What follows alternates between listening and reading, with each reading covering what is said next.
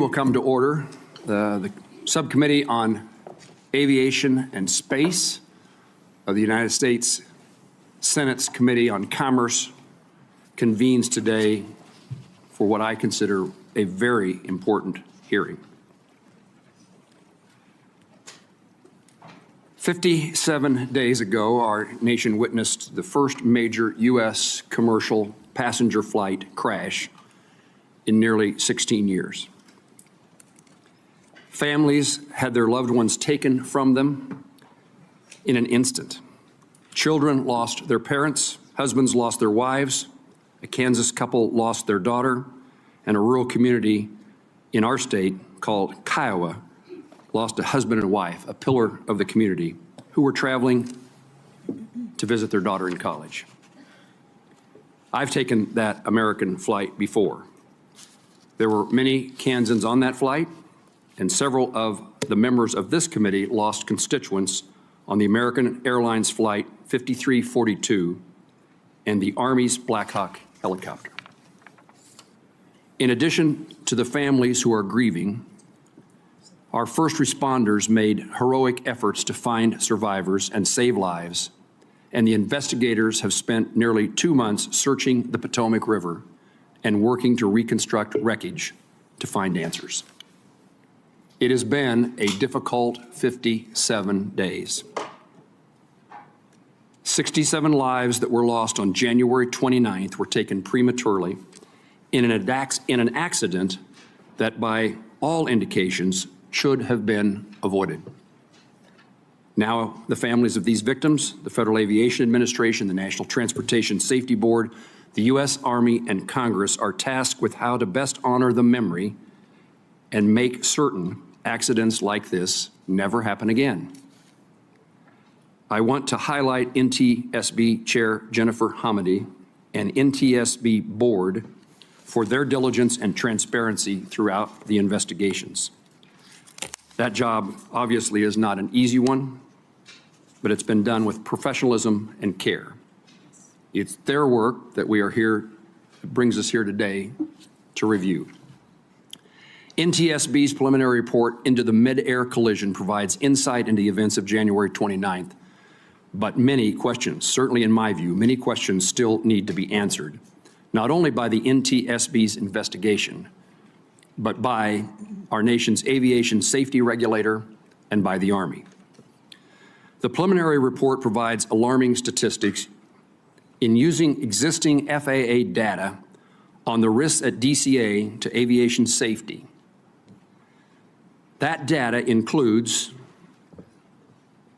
and NTSB provides these numbers. In a 13-year period, not a single month went by without at least one, quote, close call between a helicopter and a commercial jet operating at DCA. Between October 21 and December 24, there were 85 incidents where the lateral separation between a commercial jet and a helicopter was less than 1,500 feet, and the vertical separation was less than 200 feet. And during that same time frame, there were more than 15,000, quote, close proximity events between a helicopter and a commercial airplane.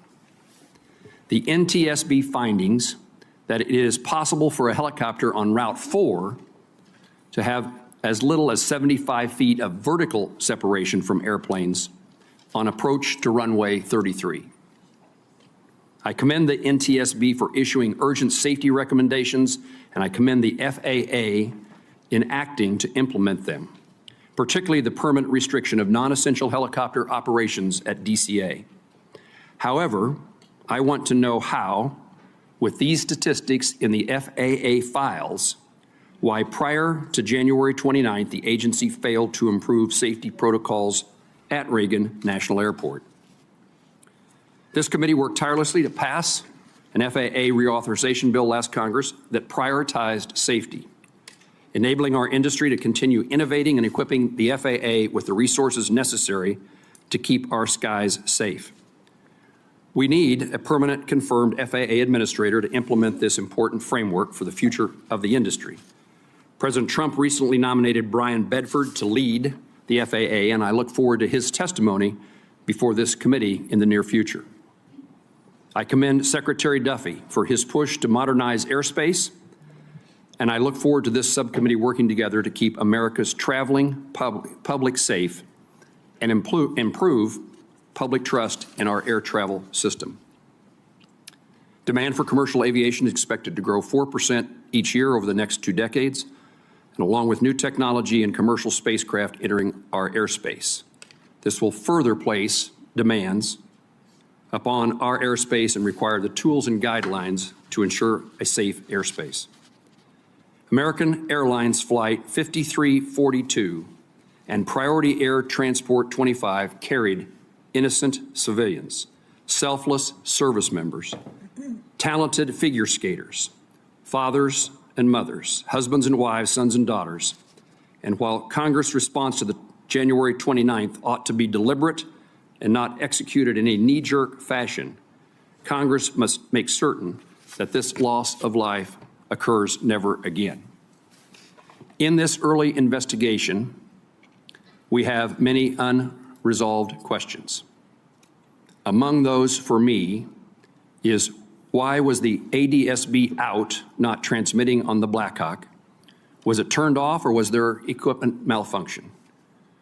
Why had precautions not been taken to mitigate the risk of collisions between commercial aircraft and rotor wing near DCA? The statistics I just described. What is the severity of this issue at other airports where combined traffic is also high? What explains the discrepancy between the altitude readings of the crew of the Black Hawk? Why did the Black Hawk's invalid pressure altitude data influence other systems that utilize this source? How the use of night vision goggles may have impacted the Black Hawk helicopter pilot's line of vision? And finally, how should the FAA evaluate combining duties of air traffic controllers? I'm appreciative for our witnesses being here today. I know they each take this circumstance seriously. I'm anxious to hear the discussion that they have with this committee, and the end result should be a better understanding, as well as working to identify and prevent tragedies today and into the future. I now recognize the ranking member of this subcommittee, Senator Duckworth, the senator from Illinois, for her opening remarks. Thank you, Chairman Moran, and thank you for your continued partnership on aviation safety issues. I enjoy being your partner on this subcommittee, and I want to thank both the chairman of the Commerce Committee and the ranking member for your work with us as well. I do want to extend, first and foremost, my condolences to the family members of the victims, some of whom are here with us today, both on the commercial airliner as well as the family members who lost the brave soldiers in the Black Hawk helicopter. These are folks who put on the colors of this great nation, committed themselves to defending this great nation, and were at their duty stations training to protect and defend us as they lost their lives. I also want to thank the first responders and everyone at NTSB for their tireless work to get us the answers that we all are looking for. There's a saying, and as many of you have heard it, our aviation regulations are written in blood. So we have an obligation to the victims to learn what went wrong and prevent a collision like this from ever happening again. As a former Black Hawk pilot myself, and I have flown helicopters out of very congested aircraft at Midway Airport. In fact, I commanded the Midway unit for a number of years. I know how challenging this type of mixed-use airspace can be. But a challenging airspace is no excuse. This should never have happened. This collision was horrendous, and it is heartbreaking. But it was not a surprise. Our alarm bells about potential collisions have been ringing for years. Coming out of the pandemic, we saw a frightening rise in close calls and an erosion of our aviation system's margin of safety. We've known for years that we need more air traffic controllers and more safety technology. The warnings have been clear, and in some cases, right here within this committee, and a bipartisan consensus on the need to upgrade the equipment and the need to train more air traffic controllers. In November 2023, we held a hearing on close calls. NTSB Chair Hamady testified, citing staffing shortages, fatigue, distraction, deviation from FAA regulations, and a lack of runway safety technology. And she warned, and I quote, The concerning uptick in such incidents is a clear warning sign that the U.S. aviation system is sharply strained. We cannot wait until a fatal accident forces action. We must act before there is a tragedy." End quote. Chairwoman, just sadly predictive of what was going to happen, and you said that in 2023. At the same hearing, the National Air Traffic Controller Association's president told us that staffing shortages were so bad that many air traffic controllers were working mandatory overtime, 6-day work weeks, and 10-hour days. He warned, and I quote, "Over the long term, this will continue to introduce unnecessary risk into the system," end quote. So we passed in a bipartisan way FAA reauthorization bill last year to help rebuild our aviation workforce and make critical investments in safety. The FAA is still implementing that new law, but clearly Congress has more work to do to shore up aviation safety in this great nation. In December of 2024, we held another hearing. The GAO told us that more than 75% of our aging air traffic control systems are unsustainable or potentially unsustainable. The deadly collision at DCA is not the only aviation safety incident so far this year. We've seen deadly crashes in Philadelphia and Alaska, a crash landing in Toronto that miraculously everyone survived, even after the aircraft flipped upside down. Earlier this month, we saw passengers standing on the wing of a 737 aircraft in Denver to escape a fire. And near misses keep happening. In February, a Southwest flight came within 200 feet of colliding with a FlexJet plane at Midway Airport. At such a dangerous time for aviation safety, when we need to bolster our workforce and invest in technology, the last thing we should be doing is making cuts to the FAA. Yet 2 weeks after the DCA crash, the Trump administration began firing hundreds of FAA employees. I say all of this because it is important context we need to keep in mind during today's hearing.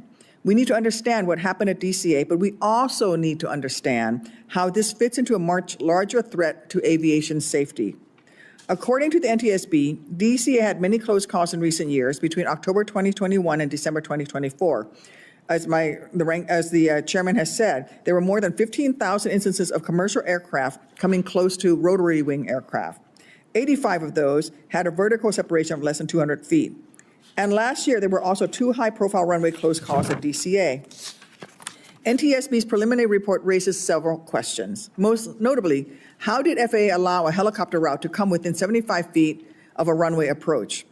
FAA has deconflicted the airspace, but DCA is not the only airport in the country where airplanes and helicopters share congested airspace. Several of us raised this at an earlier briefing, and thankfully, FAA is now evaluating 8 cities where this may also be an issue, including in Chicago. We also need to know more about what helicopter pilots knew about their altitude. Was their equipment working properly? Voice recordings showed the pilot and instructor pilot indicated different altitudes as they approached the Key Bridge, and NTSB determined that some of the altitude information on the helicopter's data recorder was invalid. There are also questions about ADSB. Why was the helicopter not transmitting ADSB out? Do commercial aircraft need to be equipped with ADSB in? How come so many helicopters are allowed exemptions from the ADSB out requirement at DCA? So I look forward to hearing from our witnesses, and I yield back, Chairman. Ranking Member Duckworth, thank you very much for your opening statement. She almost called me the ranking member. I did. There's no reason to apologize. Senator Duckworth was the previous chairman of this subcommittee, and I had a great opportunity to work with her as the ranking member. And I would indicate certainly to Senator Duckworth, but to those in the audience, this is a subcommittee that will set partisanship aside, and we will continue to work closely together to find the answers that we're looking for today, and beyond finding the answers, making certain that changes are made to prevent this tragedy.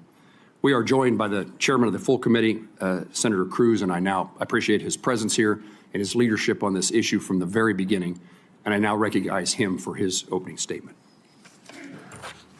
Well, thank you, Mr. Chairman, and thank you to the ranking member as well. I want to thank each of the witnesses for being here today, and I want to extend a particular welcome to the family members of the 67 crash victims who are here today for this hearing.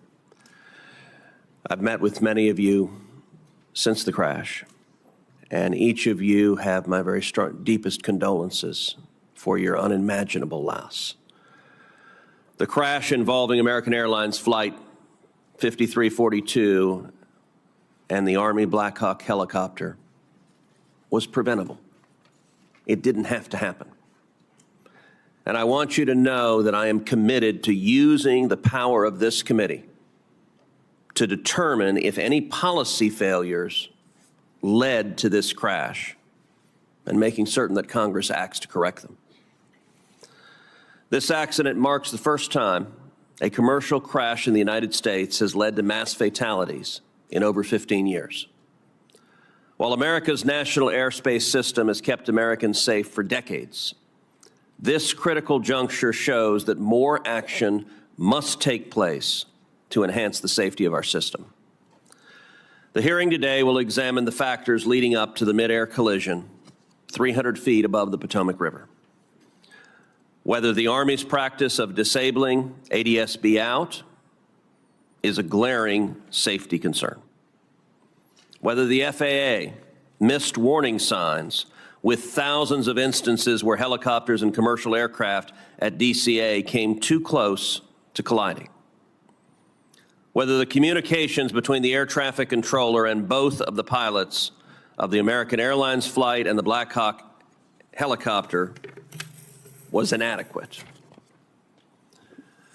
The families of the American Airlines Flight 5342 victims deserve answers. Congress deserves answers. And the American flying public deserves answers to these important questions. The NTSB does terrific work.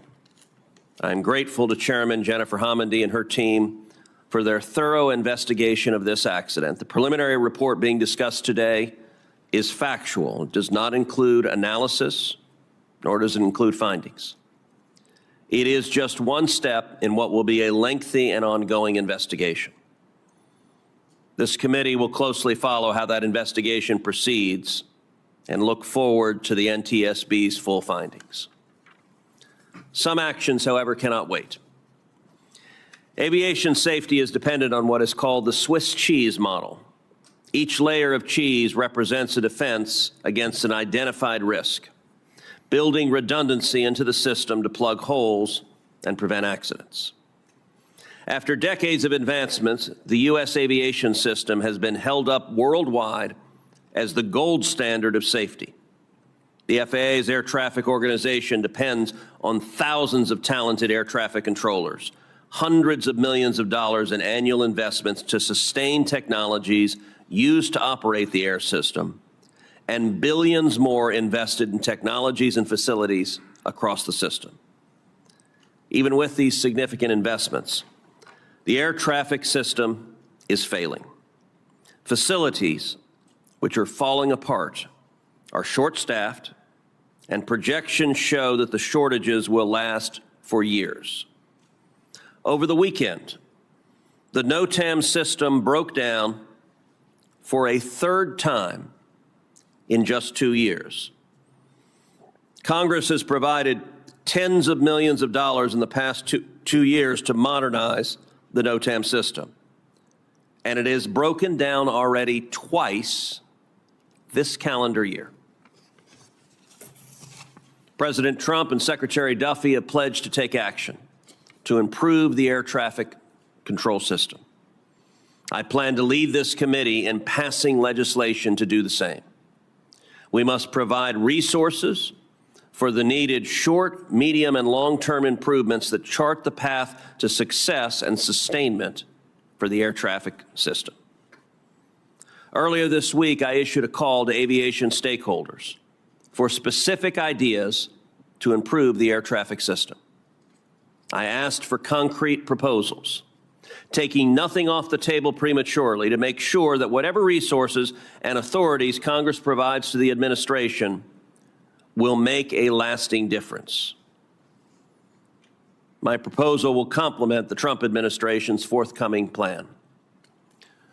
What the tragedy of Flight 5342 shows us is that it is never too early to act to improve aviation safety. I want to thank the families of the victims for taking your enormous grief and channeling it into energy, channeling it into advocacy, channeling it into standing up and speaking out for other families flying on other flights, fighting for them so they don't have to endure the grief and loss that each of you is enduring. It is my hope that we can spend the coming months in the wake of this tragedy working seriously to plug safety gaps and to ensure that an accident of this magnitude never happens again. Thank you. Chairman Cruz, thank you for your opening remarks, your leadership today, and your leadership into the future. We now recognize the ranking member of the full committee, the senator from Washington State, Senator Cantwell. Thank you, Chairman Moran. Thank you, Ranking Member Duckworth. Thank you, Full Committee Chairman Cruz. We're here today to examine one of the most devastating accidents in U.S. history. With 67 lives lost on January 29th, we have a responsibility to not only understand what happened, but to fix it so that it never happens again. I want to recognize the families who are here with us today and express my condolences, but also my appreciation for the diligence that you now are demonstrating by being here today. Too much of aviation safety in the last several years have been left to the advocacies of families. We shouldn't have to rely on you. You should be able to mourn your losses. But we need you to continue to advocate for these important policies. I welcome NTSB Chair Jennifer Hamady, FAA Acting Administrator Chris Richelieu, and Brigadier General Matt Bramman, who is the Director of Army Aviation. You're here to provide us an update on this collision and why a Black Hawk helicopter on a training flight collided with this American Airlines flight. As we seek answers, the NTSB's preliminary report has alarming facts. First, in the 3-year period leading up to the collision, commercial airplane and helicopters got within 400 feet of each other on 15,214 occasions, within 200 feet on 85 occasions. FAA's air traffic managers approve helicopter route charts annually, so if the data raised questions about the safety of these routes, the ball clearly falls into the FAA's court as to whether to act on this data or make changes where the helicopters can fly in DCA. A helicopter at 200 feet would only have 75 vertical feet separation from an airplane approaching on runway 33. These findings reveal a very systemic issue that demand answers from our witnesses today. Acting Administrator Richelieu, I want to know, why did the FAA not act? Why did the FAA not act on 15,000 reports of dangerous proximity? How were these helicopter routes allowed to remain when alarm bells were literally going off in the towers? This lack of oversight must change. The Army Black Hawk helicopter was not transmitting what is known as ADS-B out signal, although we don't know why.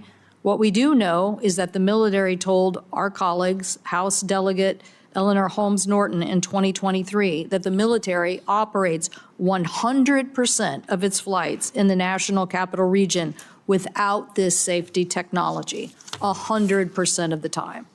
On March 7th, I wrote Secretary Hegseth about this issue for a response, asking to respond by March 21st. I've still heard nothing back. I do not like this silence. It's deafening.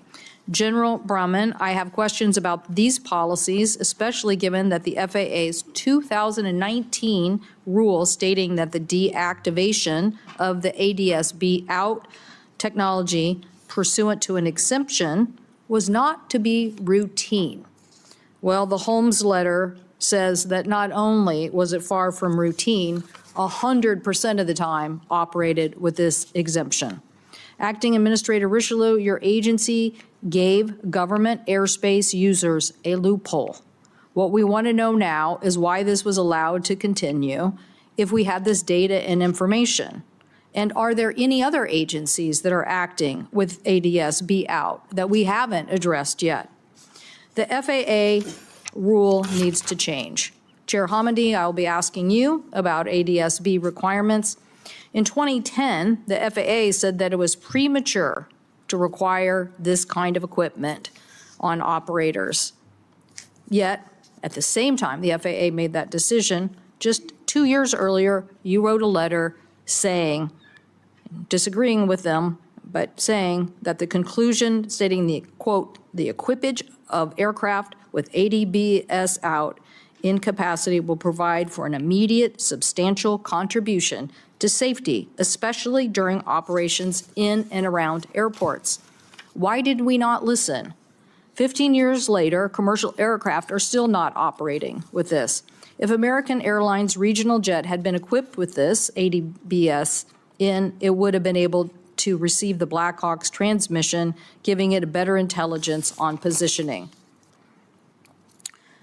Tim Lilly, the father of the pilot from the commercial craft, who he himself is also Black Hawk helicopter pilot, and his wife, Sherry, spent many years working at Gulfstream. They know a thing or two about aviation. They gave me a list of actions they hope Congress can take to improve safety.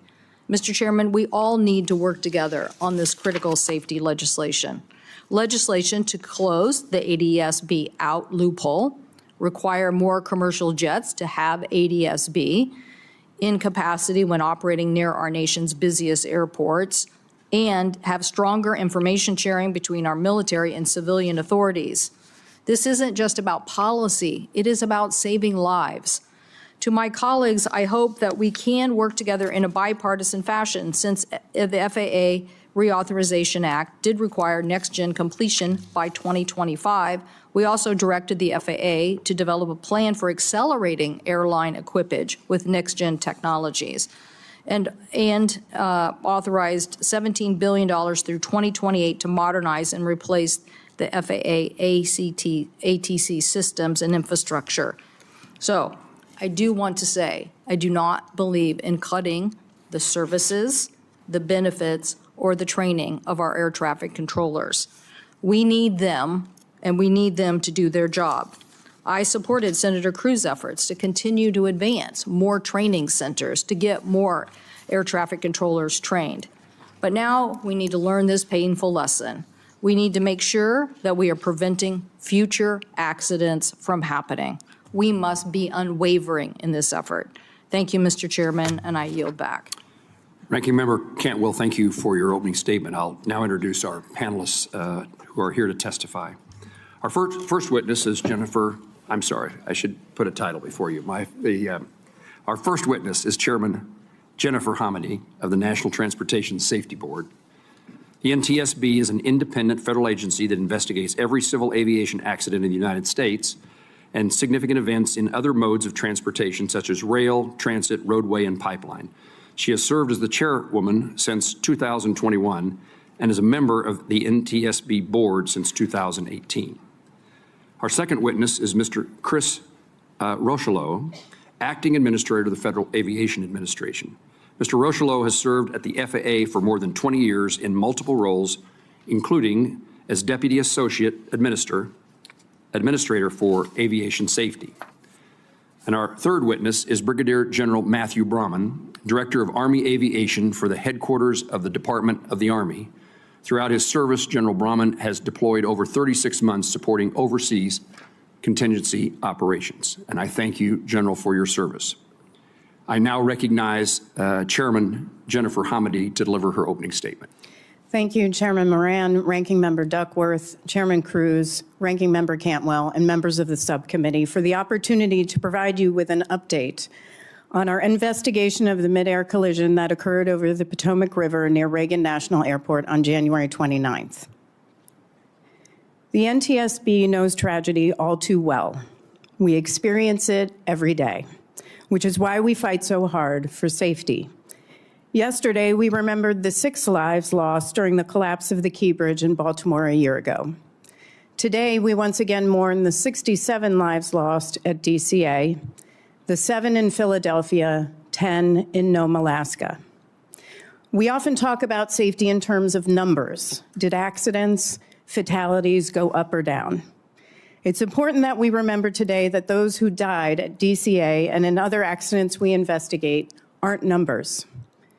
As you said, these are mothers, fathers, sons, daughters, wives, husbands, cousins, best friends who won't be there with their loved ones for Easter egg hunts, Passover seders, the end of Ramadan, Mother's Day, Father's Day, graduation, all of life's celebrations. Their families and friends, whether in person or online, are here today. I can only imagine what they're going through, and I want to take a moment to again express our deepest sympathies to each of them. Please know that we keep you in our hearts as we diligently work to determine how this tragedy happened so no one experiences the deeply significant loss you must feel today. NTSB was on scene that night within an hour of the collision, and we remained there for over a month. Work continues to this day, including diving operations to recover personal effects and any remaining portions of the wreckage. On March 11th, we released our preliminary report, which contains only factual information that we've gathered in the first few weeks, all of which can change throughout the course of the investigation. It doesn't include analysis or findings, nor does it determine probable cause. Those will be in our final report. But we don't wait for a final report to take action if we uncover critical safety issues that require immediate attention, which is why, in conjunction with the release of our preliminary report, we also issued 2 urgent safety recommendations to the FAA. In both reports, we cited FAA surveillance data that showed between October 2021 and December 2024, there were over 15,000 close proximity events between commercial aircraft and helicopters at DCA. In reviewing that and other data, including airport operations and established helicopter routes, we determined that the separation distances between helicopter traffic operating on Route 4 and aircraft using runways 15 and 33 are insufficient and pose an intolerable risk to aviation safety. As a result, we recommended that the FAA prohibit operations on helicopter Route 4 between Haines Point and Wilson Bridge when those runways are being used for departures and arrivals.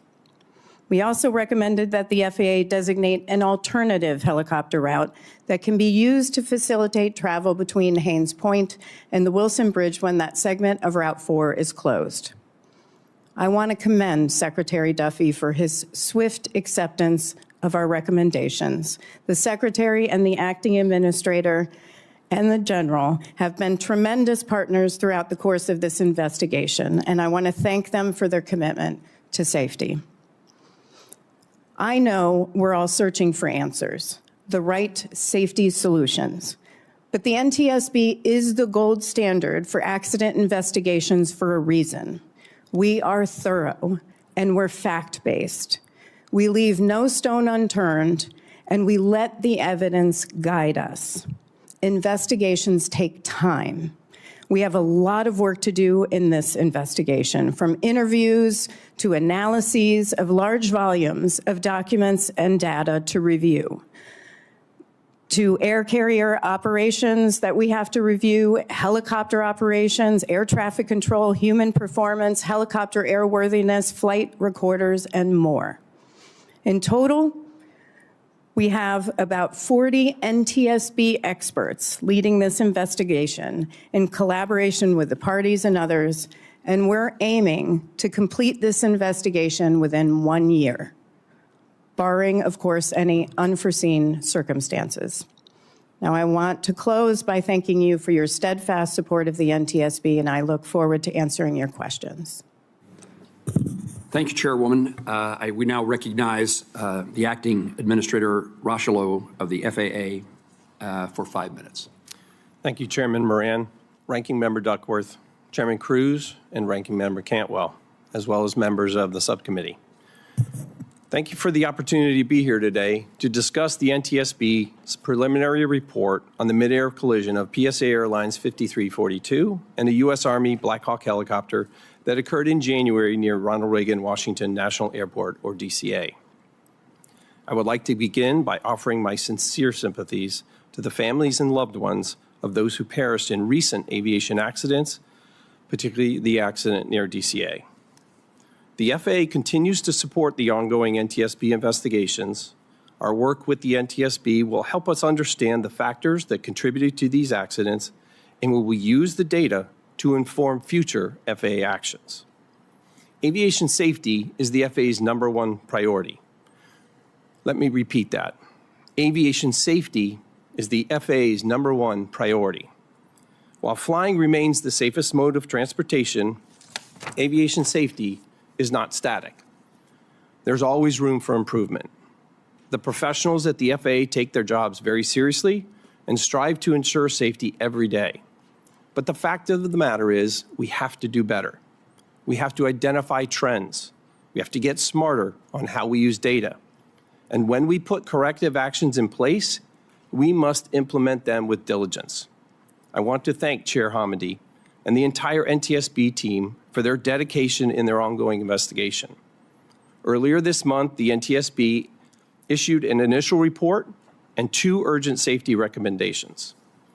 The recommendations align with the actions the FAA took under Secretary Duffy's leadership immediately following the accident to restrict helicopter operations around DCA, eliminating mixed helicopter and fixed-wing traffic, and carefully developing alternative routes.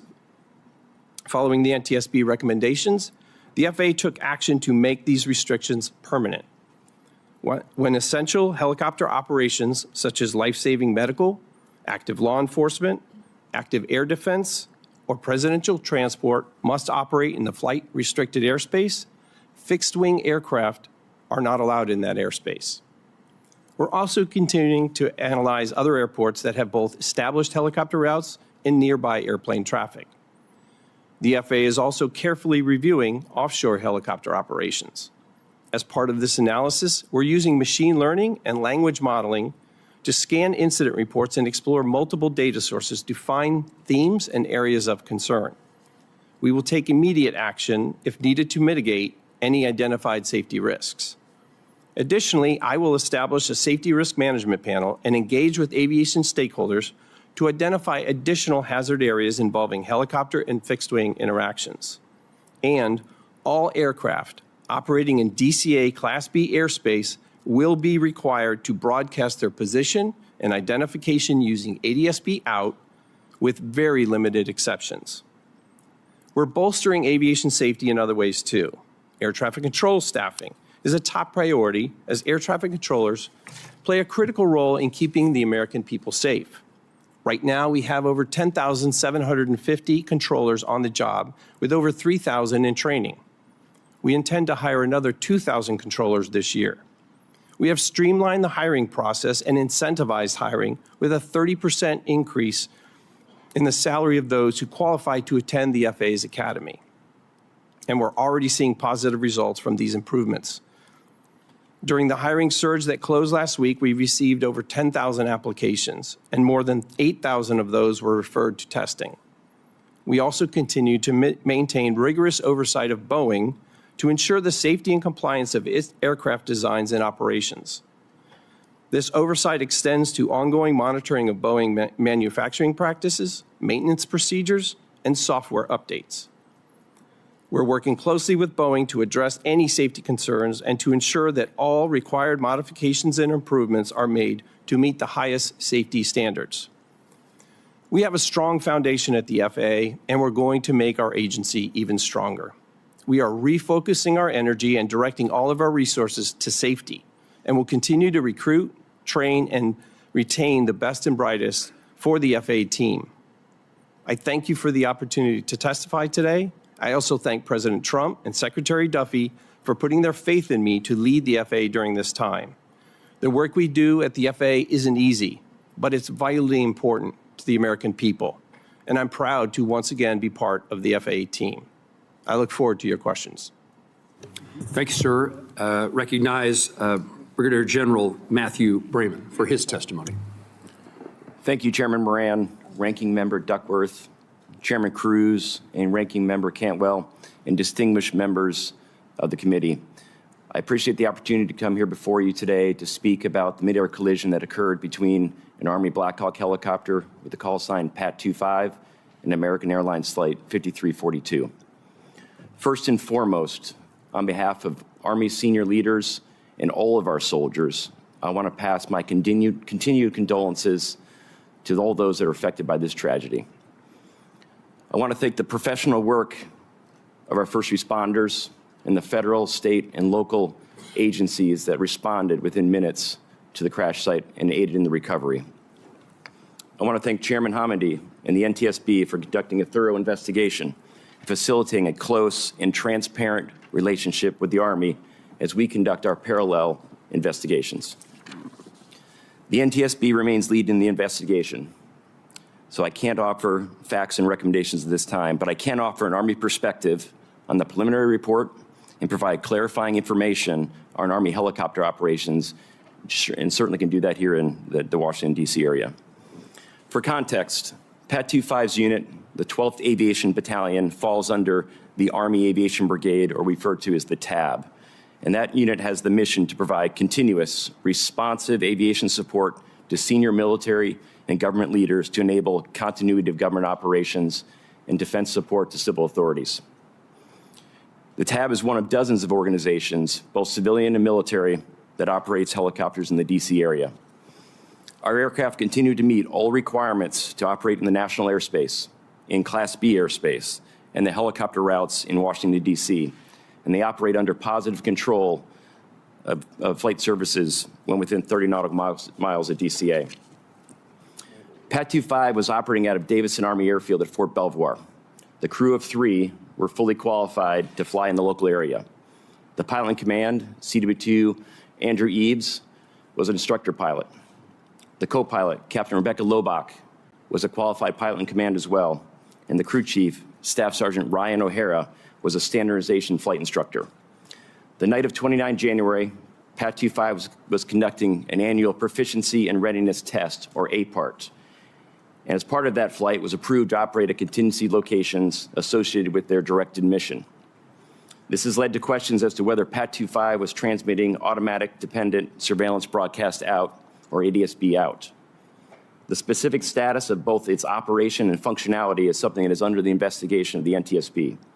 The crew, however, was approved to operate with that capability off in accordance with Army policy. The aircraft transponder, however, was active with Mode 3 Alpha Charlie and Mode S when within the Class B airspace, and was emitting all the required information to allow air traffic services and traffic collision avoidance systems to detect and track the aircraft. Army policy does not permit transponder off operations in the national airspace. They do not permit transponder off operations. There is certainly no shortage of speculation on potential causes of the accident. I understand well the desire for answers. As the Director of Army Aviation and a senior Army aviator, there is nothing more important to me than the capability, proficiency, and safety of our air crews and those whom they transport and support in defense of this nation.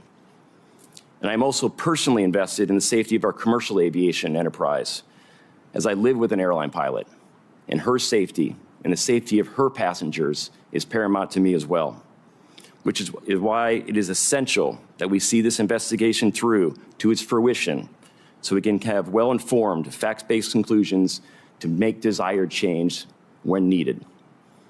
But where prudent, the Army is not waiting to take action. Immediately after the accident, the 12th Aviation Battalion paused all operations. They've only recently resumed flights and only outside the 7 nautical mile radius of DCA, with the exception of flights directly supporting the Secretary of Defense and the Chairman of the Joint Chiefs, and that remains true today. The Army continues to fully comply with all FAA restrictions on helicopter traffic over the Potomac River near DCA. The Army is actively participating, along with other military services and agencies, with an FAA-led working group to redesign the Route 4 helicopter corridor as recommended by the NTSB in its preliminary report. We've also issued interim guidance to elevate the approval authority to operate ADSB off. The Army is fully committed to a transparent and collaborative review of the events of 29 January and of all operations in the vicinity of DCA. We support any and all efforts to ensure a tragedy such as this never occurs again. Thank you for the opportunity to appear before this committee, and I look forward to answering your questions. Thank you, General. Let me begin by asking witnesses questions, and then we'll alternate between Republicans and Democrats based upon time of arrival after the leadership of the committee has their opportunity to ask their questions. Chair Hamady, let me begin with you. First of all, I am interested in learning about the occurrences that have been described. I described in my opening statement about near misses and occurrences, TCAS advisories that occurred on numerous occasions over a long period of time. And what I hope you, and I will ask the administrator of the FAA these questions, but I would like to know, what did people know? When did they know it? And why didn't someone do something about it? In asking you about this topic, is the information that is collected by the FAA, that's where these statistics that we've each mentioned, that's where they come from. Is that true? There were different sources of information, some which was FAA, some of which are voluntary safety reporting programs. And do those voluntary safety reporting programs, it's voluntary reporting to the FAA? Yes. So yeah. I want to give you a chance. Yep. Okay. Yes. So the information that has been described here about those events over a long period of time is housed and utilized by you, but housed at the FAA. I believe through a contractor, but yes. And do you know at this point whether that information was reviewed in a regular manner? Have you investigated why information that seems so important didn't result in changes in policy, rules, or regulations? I don't know why. What I will say is this was a data request, came from a data request from the NTSB. We made that with the FAA and received information from the Aviation Safety Action Program, ASAP, from ATSAP, which is air traffic control, from mandatory occurrence reports, and we also received information from FAA surveillance data from radar. But this was a request from us, and that resulted in our evaluation of that data and our urgent safety recommendations. It is, I don't know if the FAA pulled that data themselves at any point, and I'd have to defer to the acting administrator on that. That information was so valuable, so important, so critical that that's the reason you asked for the immediate changes in safety regulations, true? Yes, and there does seem to be an issue with identifying emerging trends, and looking at, there's a lot of data going to FAA, and taking that data and looking at trends and not specific issues, I think is something not only the IG has raised, but others have raised, even the acting administrator has raised about having to do a better job with analyzing those trends. But it's key, because if we can get it after an accident occurs, what's key is getting it before and preventing it. This is the wake-up call that suggests whether changes need to be made, true? Correct.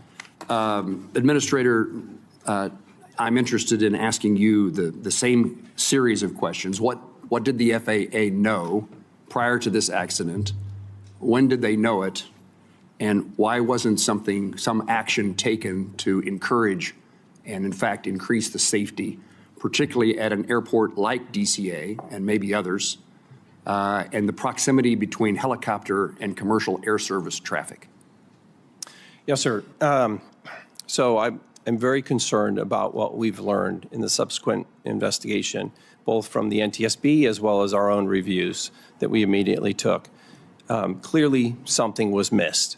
I would say immediately after the event, we took the action, again, I referenced earlier, with Undersecretary Duffy's leadership, to restrict air traffic in that area, to ensure there was no helicopter traffic, as well as fixed wing. My question is, what did not happen at the FAA that would have highlighted this problem earlier, at the time in which this information is acquired by the FAA, but apparently not looked at until the accident?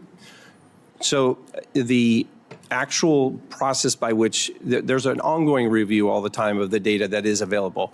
As the chair mentioned, there's millions of pieces of data that come in, and I would tell you that we have verified every single near-mid-air collision was investigated, but there are certainly those instances where the information itself was not identified, and that's why we've put artificial intelligence and machine learning in place now to ensure that we're able to go through millions and millions, tens of millions of pieces of data to identify those trends and act quickly to mitigate those risks. There's no question but what, had this information been utilized by the FAA or others, that steps could have been taken to make certain that flying, particularly again in the circumstance of helicopters and commercial aviation at a place like Reagan National Airport, there would have been an opportunity to do something had that information actually been known and acted on. Yes, True? sir.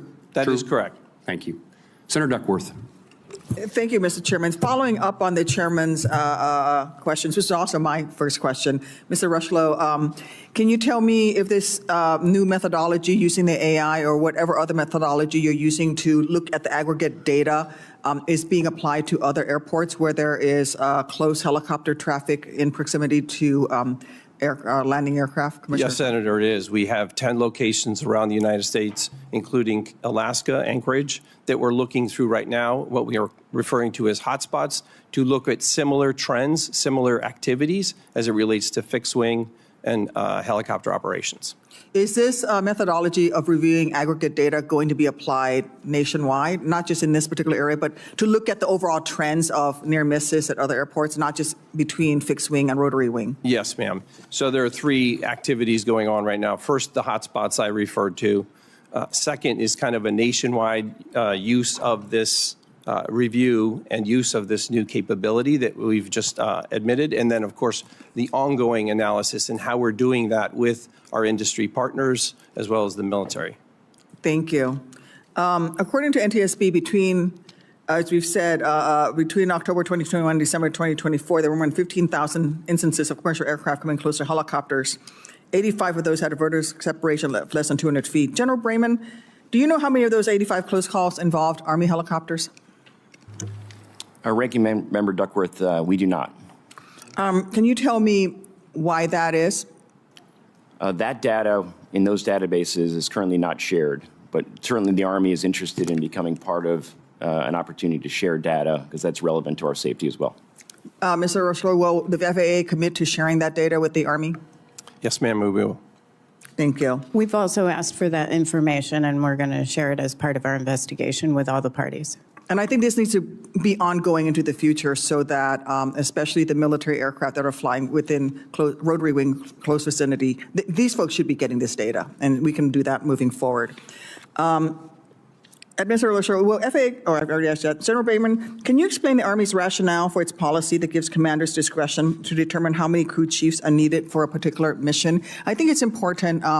I don't think that the civilian population understands the extent to which the Army does risk assessment and risk mitigation and risk analysis and that process. I think would be important. And how are you going to be implementing that process moving forward? Thank you, Ranking Member Duckworth. I realize that I have broad authority as the Army aviation regulation proponent to direct how every aircraft and every operator conducts their mission.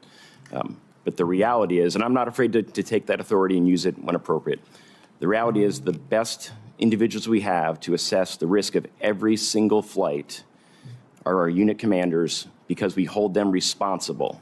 They have the authority, the responsibility, and we hold them responsible to take any mission that they authorize, look at the factors involved, understand the people assigned to their organization, and adapt that crew to meet those requirements. And certainly that is something that will be looked at in this investigation. Do we do that? And we will hold commanders accountable if they fail to uphold that responsibility. Can you speak to if a risk assessment for a particular mission comes in at medium or high risk, how the approval authority of that changes? Because you mentioned the approval authority for the DCA area has been raised higher for ADSB out, correct? Yeah, yes, Senator. So all missions go through an initial approval process. So a commander has to authorize a reason for an aircraft to fly.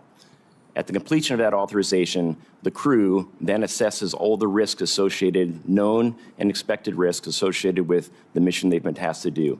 That discussion involves a third party, a senior officer or senior aviator within the organization that then assesses that risk and directs the crew to make any changes to mitigate anything that either that briefing officer understands based on their experience. And then when those things are implemented, it goes back to a commander who must authorize every single flight. So in the occurrence of things like ADSB out operations, that authority resides with a medium risk authority. So a battalion commander must approve that mission in particular. And in this case, the policy allowed that to be delegated down to a company commander. And they must approve that it meets the standards of the policy completely. We have now elevated that risk to high risk. That requires an 06 commander to approve any mission that has ADSB off. Thank you. Mr. Chairman, I'm going to ask your indulgence for an extra 30 seconds because my next question I think applies to everybody here, and I think people will be interested. Please proceed. Thank you. This is for the FAA. I am hearing that there is a backlog of air traffic controllers waiting to get their FAA medicals approved so that they can return to duty. And we have an air traffic controller shortage right now. I think in the Chicagoland area, there's about a dozen air traffic controllers who are waiting for, they got new medication, whatever it is, but they're waiting as long as 12 to 18 months to get an appointment or to get a ruling from the FAA medical office so that they can actually get back on the job. And they're just sitting there not able to do their job. And I think this is a problem at all of the major airports around the country. I'm sure every one of us has air traffic controllers waiting to be put back onto duty, and they can't because of the backlog with the FAA medical system. Can you speak to that? And will you commit, if I give you a list of my air traffic controllers who've been waiting, will you take a look at those folks and make sure that their medical issues are addressed so we can get them back on the job? Yes, Senator, I commit to that. Chairman Cruz. Thank you, Mr. Chairman. On March 1st, multiple commercial aircraft landing at DCA reported receiving a traffic alert collision avoidance system, a TCAS resolution advisories, as they were preparing to land, advising pilots of an impending threat from above and in some cases directing the crews to take evasive action by descending. I think we were all alarmed that just a few weeks after the tragedy, commercial pilots were being told they were at imminent risk of a deadly mid-air collision. It's now come to my attention that these warnings were caused by the Secret Service and the U.S. Navy improperly testing counter-drone technology at DCA. Apparently, the Navy was using the same spectrum band as TCAS, causing the interference and faulty resolution advisories, even though the FAA had previously warned the Navy and the Secret Service against using that specific spectrum band due to interference risks. Acting Administrator Rocheleau, is that correct? Yes, sir, that's correct. Let me just say this deeply disturbing that just a month after 67 people died while on approach to DCA, that the Secret Service and Pentagon would inadvertently cause multiple flights to receive urgent cockpit alerts recommending evasive action. It is inappropriate for such testing to occur at DCA given the facts of what occurred. And I expect this committee to investigate why precisely that happened. General Brayman, I want to turn to your testimony. On March 11th, Chairman Moran and I sent you a letter asking a series of very specific questions. This week, the Army responded with a one-page information paper. However, there were specific questions in the letter that were not answered. I want to turn to them now. We asked you specifically, how frequently does the Army turn off ADSB out transmission? Chairman Cruz, as I stated in the discussion about how we approve the missions, a mission would have to fall into the category as defined in the federal regulation and Army policy. It must be It must have national security implications and be sensitive in nature to be able to do that mission. General, you're not answering my question. My question is, how frequently is ADS-B out turned off? I wasn't asking what the standard is. I was asking the frequency. I can take the number for record, Senator, but I can tell you the types of missions, and the majority of the missions they fly are missions associated with that national security mission. Is it accurate that ADS-B out is turned off for 100% of missions flown by the Army Air Brigade at Fort Belvoir? Senator, I think you're referring to the June 8th letter from the Joint Staff to Representative Norton. In the context of missions, meaning the operations that the 12th Aviation supports in their mission requirements, I would say that's an accurate statement. I would not say that's an accurate statement of 100% of the flights being flown by that organization. Okay, so I want to understand what you mean by missions. Does missions capture training flights? Only training flights that would have been operating in a location that's sensitive as part of their continuity of government operations. Well, that would be all of them around DCA, is that correct? Only specific sites that are part of that continuity of government operation. In your one-pager, you said 75% of the flights are mission rehearsal readiness flights. Are those operated with ADS-B out? They are, Senator, yes.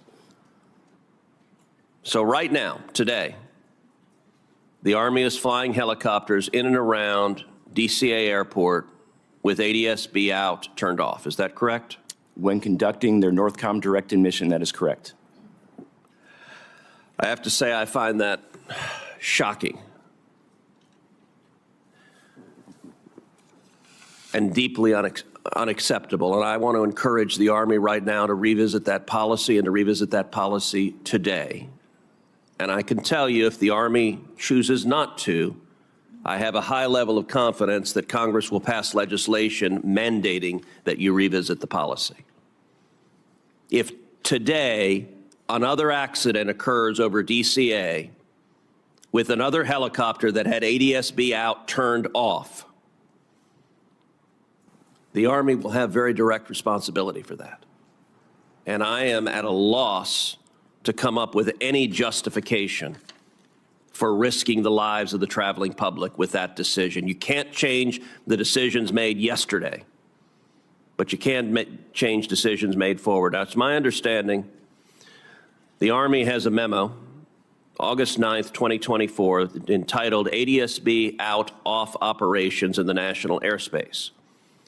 My staff requested that memo from you, and my understanding is your team declined to provide it. That is also unacceptable. I want to ask you at this hearing, will you commit to providing that memo to this committee? Senator, I'll commit to reviewing the information and getting what we can to you. Absolutely. That answer needs to be a yes, that you will provide that memo to this committee. Senator, we'll review that and we'll look at the ability to give it to the committee. Absolutely. If it is not provided to this committee within 24 hours, I am confident that you will have a senior commanding officer give you a direct order to provide that committee, provide that memo to this committee. And I just want to underscore, there's no reason the Army has to wait for the conclusion of the NTSB report to revisit your policy on ADS-B out. You can do so right now. And I got to tell you, I spent this morning looking in the eyes of family members who lost family members. I don't know how I would do it tomorrow to another room of family members who lost loved ones because yet another helicopter was flying with ADS-B out. And so I cannot urge you more strongly, change that policy right now. Senator Cantwell. Thank you, Mr. Chairman. And I, too, have asked for the same memo. So I want to follow on in the same line as Senator Cruz. I also want to associate myself with the information you're requesting on spectrum interference. This is one of the issues that I think, one of the reasons why I think spectrum and spectrum fights are so important is because I think the agencies with adjacency and issues, we can't leave this up to the flying public and But I want to go back because, Brigadier General, you mentioned in your testimony, we now have the additive dialogue that we just heard, but you said it's not allowed. You're saying it's not allowed. ADBS out was not allowed. That's what you said earlier. Is that in your testimony? In addition to the Holmes letter, you basically stated that using ADBS out, it's not like it was not allowed. Army policy is ADSB out is not to be used for routine use. Okay, so acting administrator, did you know this? Did the FAA know this? Did the FAA know and understand and absorb this? Did you know that you were allowing a flight to go within 75 feet of each other and there was no signaling message that we have already identified as a safety measure is something that we have had as a requirement? So I understand the FAA was aware of this. We have an existing memorandum of agreement with the Department of Defense. Did you know it was 100% as the Eleanor Holmes Norton and as the Brigadier General is pretty clear this morning, we don't allow it, even to the point of not answering Senator Cruz when they're going to change it, because I'm pretty sure their attitude is going to be, we don't allow it. He's going to say he would rather have a route somewhere where he can fly without it. That's what he's going to say. And so, you know, that's a separate issue over here. Our job, though, is the FAA oversight, and you can't give exemptions to things that you don't understand. And so he, in their application, kind of made it sound like, well, it's not going to be that routine, but he's very clear. They're never turning it on if they don't have to. They're never turning it on. So what I don't understand is why the FAA didn't understand that. Why you would allow this design. This is the wrong design. Whoever said you could fly in this airspace this close together without a safety feature that was already being required by the FAA and then giving them an exemption makes no sense. So why did you allow it to happen? So I can't speak to why the previous administration may have allowed for that memorandum of agreement, which is why we, effective today, will require in any DCA Class B airspace, ADSB out to be turned on, except in very limited circumstances. What are those other limited circumstances? So that other agencies? Is there any other agency that's doing this? So that we have 46 different helicopter operators within the National Capital Region. But again, DCA Class B airspace will now require ADSB on to be out. What other agencies are operating this way? So we have certainly a number of military units. We have local law enforcement. We certainly have the Department of Justice and FBI. We have a number of different agencies that fly the Park Police, and those are the entities that we're working with closely now to make sure, first and foremost, they understand the new restrictions that we have in the airspace. Do they have exemptions? Some of them do. Are you concerned about this? Absolutely, which is why we immediately put in place the requirement to have ADSB out on. And so you think they're operating that way? Yes, ma'am. You think that Homeland Security is operating that way? They are operating, effective today, they will be operating with ADSB. Effective today? Yes, ma'am. So for the last month, you've known, as I am going to submit for the record, a letter from the Department of Homeland Security that basically says, under the federal aviation waiver, all U.S. Custom and Border Protection, air and marine operations in the capital region basically have this exemption as well. So they haven't had. So I want to understand, if people were still flying in this airspace, we all fly in and out of this airspace. Right. Do we now have to worry about other operators in this airspace that may be doing the same thing as happened with the military? So and now you're telling me you're going to take action today. I should clarify, immediately after the accident, we put the restrictions in place so that no mixed traffic could occur. No helicopters and fixed wing in the same airspace. Today, we're requiring the ADSB out to be on. So previous to this day, the fixed wing as well as helicopters were not allowed in the airspace. So we cleared the complexity of that airspace. Now today, you're going to say to Homeland Security, you have to have ADBS, basically the automatic surveillance broadcast system has to be on. You're going to make that today. That's correct. Well, I For would. any of the Class B airspace that you can see in the graphic, in that red airspace, that's required. Acting Administrator, you're not building faith in this system of oversight of the FAA if you're telling me that we now have a bunch of other operators in this airspace that you now said after the accident were prohibited, but now you're going to turn it back on, and if they meet this requirement. And we have letters from them thinking that they're exempted.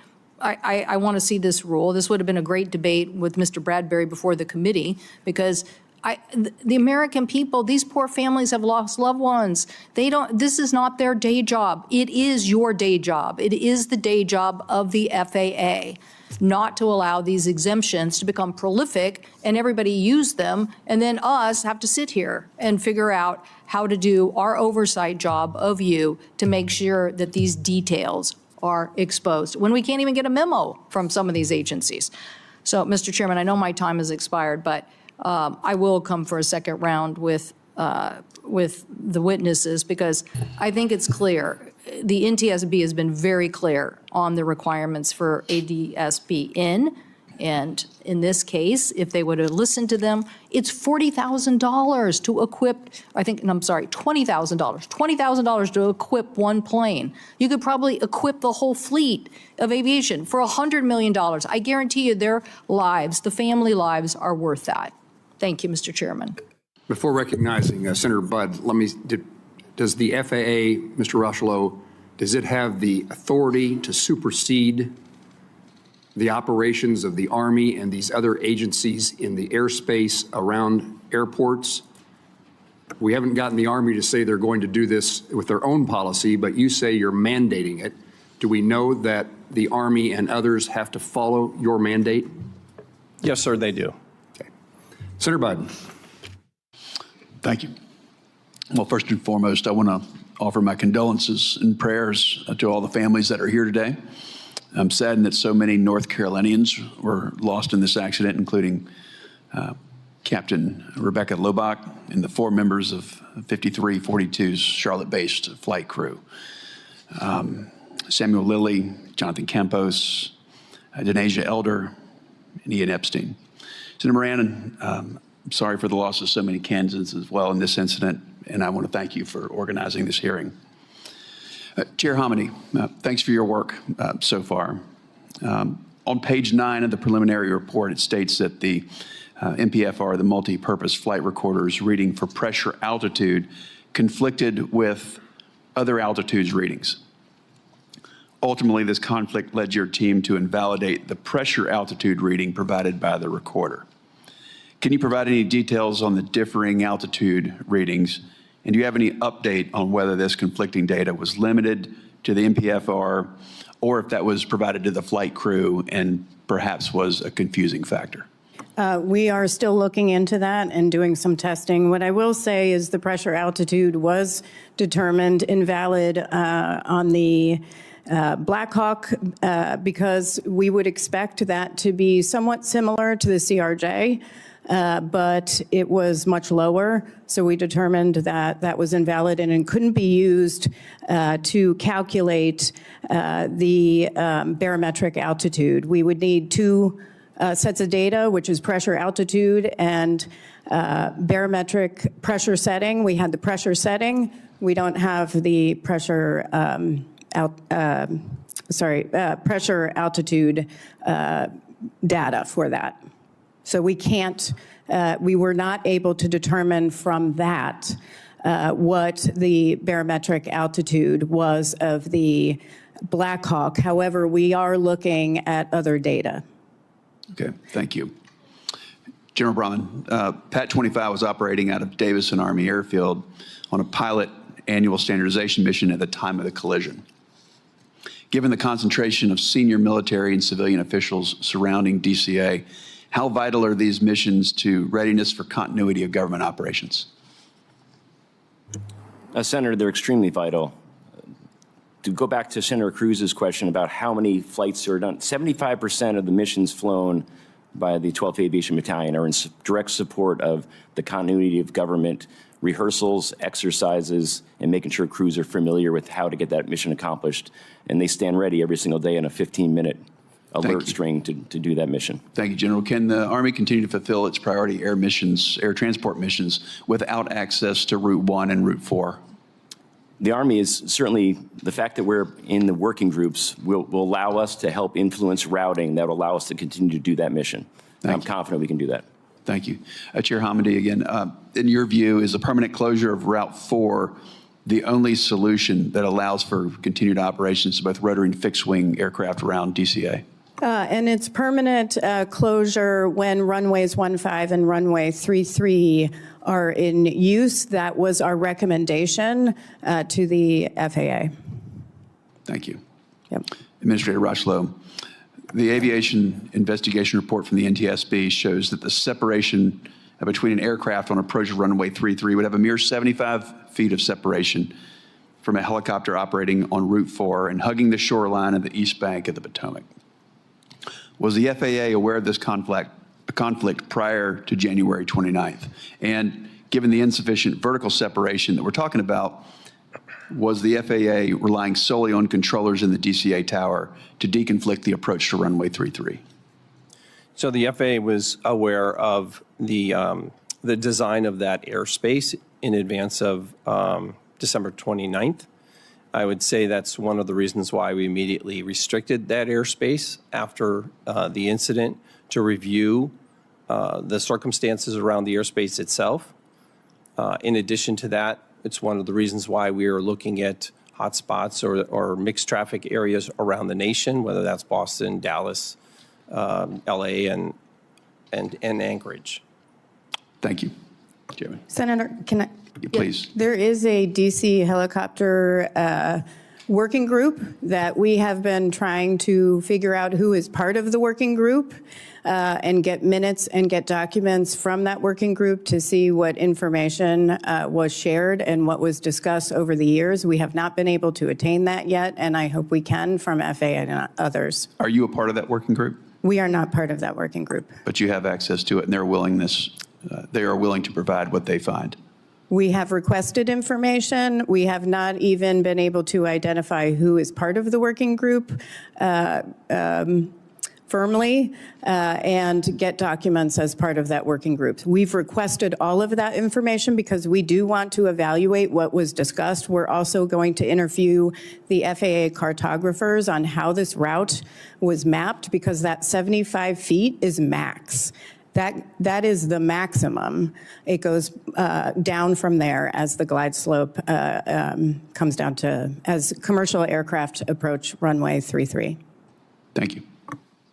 So let me see if I can help Senator Hamady, Chairman Hamady. That's a very hard job, no. You are very good at public relations with senators, that we recognize the challenges you face. So do either one of you belong to this working group? Does the Army or the FAA participate? And can you answer that so the NTSB can pursue information? I mean, the FAA, it's the FAA's working group. It's the FAA's working group. All right.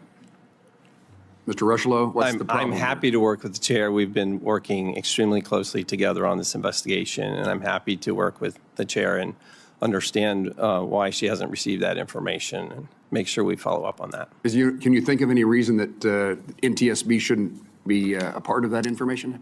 Off the top of my head, I can't. I don't know why they would be restricted in that, and I certainly will talk to my folks when we get back. Thank you. Yes, sir. Chairman, should we ask is the Army part of this working group as well? The Army is part of the working group. Yes, Senator. There are apparently 17 entities that are part of the working group. We just haven't been able to verify who all the entities are. Surely the FAA is in charge, and they can help you. Surely I would have been happy to understand that before today and work General, with you know the any chair. reasons that the working group's efforts can't be known by NTSB? Absolutely not. Thank you. Let me follow up. Mr. Rocheleau indicated that the FAA does have the authority to require ATSB out. Do you agree with that assessment that the FAA can make this decision and if you don't follow the FAA policies, then you're precluded from the airspace? Chairman, the Army operates 100% under FAA authority. Very good. And let me turn to perhaps the next steps or new information, and to this I'll go to Chair Hamady. Since the report that we're discussing here today is 2 weeks old, what has transpired, if anything, in those 2 weeks? Have you discovered any new and relevant information that you can share with us? Where would you like me to begin? One thing I can say on ADSB out, off, that's policy of the Army, but we are also still looking at installation, programming, and potential for equipment malfunction. And the reason I mention this is because the accident helicopter, for this accident helicopter, no ADSB data had been received from an FAA ground station for 730 days prior to the accident, and that was abnormal. So we began looking at the fleet for the battalion. The battalion had 25 helicopters. That includes this particular helicopter. 9 of them were Mike models, and all were transmitting ADSB out when they were turned on, because we have to verify that it's working. There were 16 Limas, including the accident helicopter, which we're still looking at, but 7 were transmitting when ADSB out was turned on. 8 were not, and stopped doing so sometime between May and November 2023. We don't know why. 5 of those started transmitting since the NTSB identified the issue and began working with the Army to try to isolate the reason. So I just want to let you know that you can have ADSB out on, but you also have to make sure that it's working. You indicated working with the Army, but there's other participants in this arena. Absolutely. And then were you narrowing it to the Army as if something is necessarily wrong there? Or more broadly, there's a problem in receiving the information? For the ADSB out on, we wanted to look at the helicopter fleet for the battalion to see if whether ADSB out on, when turned on, was actually transmitting data, because we did think it was abnormal that for the helicopter involved in the accident wasn't transmitting data for so long. Any explanation, General? Chairman, this exactly is what the value of the investigation is. There are things that you would not normally look at that are being determined here, and that's certainly going to help us drive policy and any changes that we need to do as a result of the investigation. And certainly the NTSB has the expertise to do that. So what we're hearing from Chair Hamady is that there may be, it may be transmitting, it may be on, but there's no receipt. There's, I don't know, technical problems in the process by which it's not providing the information it's supposed to provide, right? Chairman, obviously the functionality of any Army equipment, it's certainly Army aviation equipment, is important to me. So if we're discovering that there's a challenge there, we will take direct action, absolutely. This is not an inconsequential thing, right? No, it's not. And I think for the public watching, because I think there are a lot of people watching, as ADSB out broadcasts latitude, longitude, and altitude and velocity once per second. It updates once per second versus 4 to 6 seconds for radar, which is significant when you have converging aircraft. Mr. Rochelow, you indicated as of today there's a change in policy at FAA. I would be interested in knowing if that change in policy is only related to DCA airspace, or you are making those requirements, putting those requirements in place for other airports. Thank you, Senator. So the requirements that I announced today are effective for the DC Class B airspace immediately. That part of our ongoing work, as I related earlier with respect to hotspots and the mixed traffic that we've seen that could be problematic, are areas where we're looking at kind of adding that requirement in. It seems premature simply along the lines of the way airspace is structured in different locations that we need to focus before acting too quickly. So we want to make sure That is, we're looking at the different airspaces and how they're constructed, that we're taking kind of intentional, careful action. And that intentional action is underway. You're doing Yes, that sir. at other airports Absolutely. today. And wherever we find a risk, we will mitigate that risk immediately. Chairman Hamidi, I asked you a question, then I interrupted you, and you sound like your answer would be lengthy of the things that you've learned in the last 2 weeks. I'll come back to you after recognizing the two senators to my left. Thank you, Mr. Chairman. I want to follow up on what Chairwoman Hamidi is talking about, testing the ADSB out, whether it's actually transmitting data, because the data was not received. Will we be able to check that with all of the other rotary wing operators that are in this region as well? Is that something the FAA should be mandating? Is that they could do that? I mean, you're not looking at the other operators because they're not part of this accident, correct?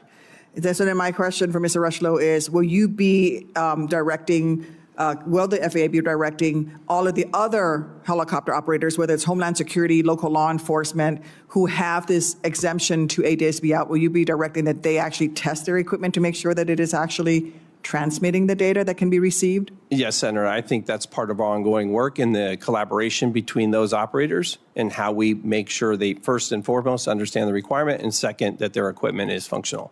Okay, thank you. I wanted to also follow up on my earlier questioning about the FAA's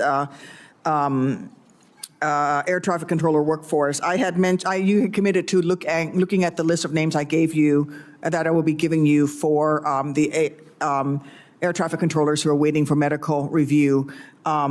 I would like for you I'd like for you to commit to reporting back to me and writing about how many controllers around the country are waiting for medical clearances so that they can return to work, and what the FAA is doing to make sure these medical reviews are happening in a timely manner. I will commit to that. Thank you. In the race to hire more air traffic controllers, and then the staffing was adequate on that evening, but we could have used more air traffic controllers, obviously. And in the race to hire more air traffic controllers, I want to make sure the FAA does not lower your longstanding high standards for air traffic controllers. There could be a temptation to sacrifice effectiveness for efficiency, but the FAA must stick to its stringent standards to protect safety. Can you assure this committee that as the administration works to hire more air traffic controllers, you will not in any way lower the high standards that is currently required for individuals to become certified air traffic controllers? And there's plenty of places, a lot of them are in actually Kansas, that have the expertise to help us train air traffic controllers, as long as we keep those high standards. 100%. Part of our ongoing activity to surge in air traffic controller hiring is to look for the best and the brightest, and that's exactly what we're going to continue to do. Thank you. You're back, Mr. Chair. To follow up on Senator Duckworth, you should look to Kansas, and we'd welcome you. I'm going to turn to Senator Schmidt in just 1 second. General, the senator from Illinois was asking about routine maintenance and determining whether equipment is working. You have a standard in place that what Chairwoman Hamidi said. It doesn't make sense to me that you wouldn't know there were problems with the transmission or the equipment. Do you have a protocol in place, and is that equipment inspected on a continuing basis? Certainly, Chairman, with general aviation operations, we have protocols for the status of aircraft. I will have to get back to you and take it for the record on what the protocol is to ensure that ADSB out transmissions outside of the aircraft are being received. That's something I'll have to look on. How do we do that? And whether protocol is being followed? Absolutely. Thank you. Senator Schmidt. Thank you, Mr. Chairman. And my friend from Illinois would agree. I certainly don't want to. I don't want to see us reduce standards. I guess, and following in that same spirit, with Mr. Rochlow, can you commit that no hiring decisions will be made based on race? Yes, sir. Again, we're looking for the best and the brightest, and we're prioritizing those who are best qualified. Because, as you know, there's a lawsuit by about 1,000 folks who are claiming that they didn't get a job because of their race, the FAA. We're all about making sure the best and the brightest are there, and we do that through a testing mechanism. That's great to hear. I did want to ask, General, and again, I apologize if this has been asked before. They're running us in and out of here, different committee hearings, armed services. I did want to ask, this was a very strong crew in the Black Hawk. Is it typical, or I guess, is it a problem? Is it typical and is it a problem to have someone who is a lower rank as this is my understanding, that the evaluator was a lower rank than the pilot? Is that a typical situation? Is that problematic? Is that not a problem? Do you think it contributed in any way? I just wanted to get your assessment. Thank you, Senator, for the question. It is extremely typical in Army aviation because the preponderance of our force are our warrant officers, and they are professional aviators. That's what they do for their entire career. And so they are our instructor pilots, our maintenance test pilots, our safety officers, and our commissioned officers fill roles of leadership within the organization. So it's a very routine to have a senior member being evaluated by a junior member. Okay, so I'm sure you've gone through this analysis, and I just feel like in the spirit of making sure we're getting this right moving forward, that you don't think there's a systemic problem associated with maybe somebody with a lower rank saying something to somebody of a higher rank in those kind of situations. You've went through that analysis, I'm assuming. Absolutely, and that is certainly the personalities of crew members and capabilities is something that is considered in that risk brief process for every single flight. Is it the right crew? Is the crew mixed properly? Commanders would know if there's issues with simple as they don't get along. And commanders would take that into account before approving any flight.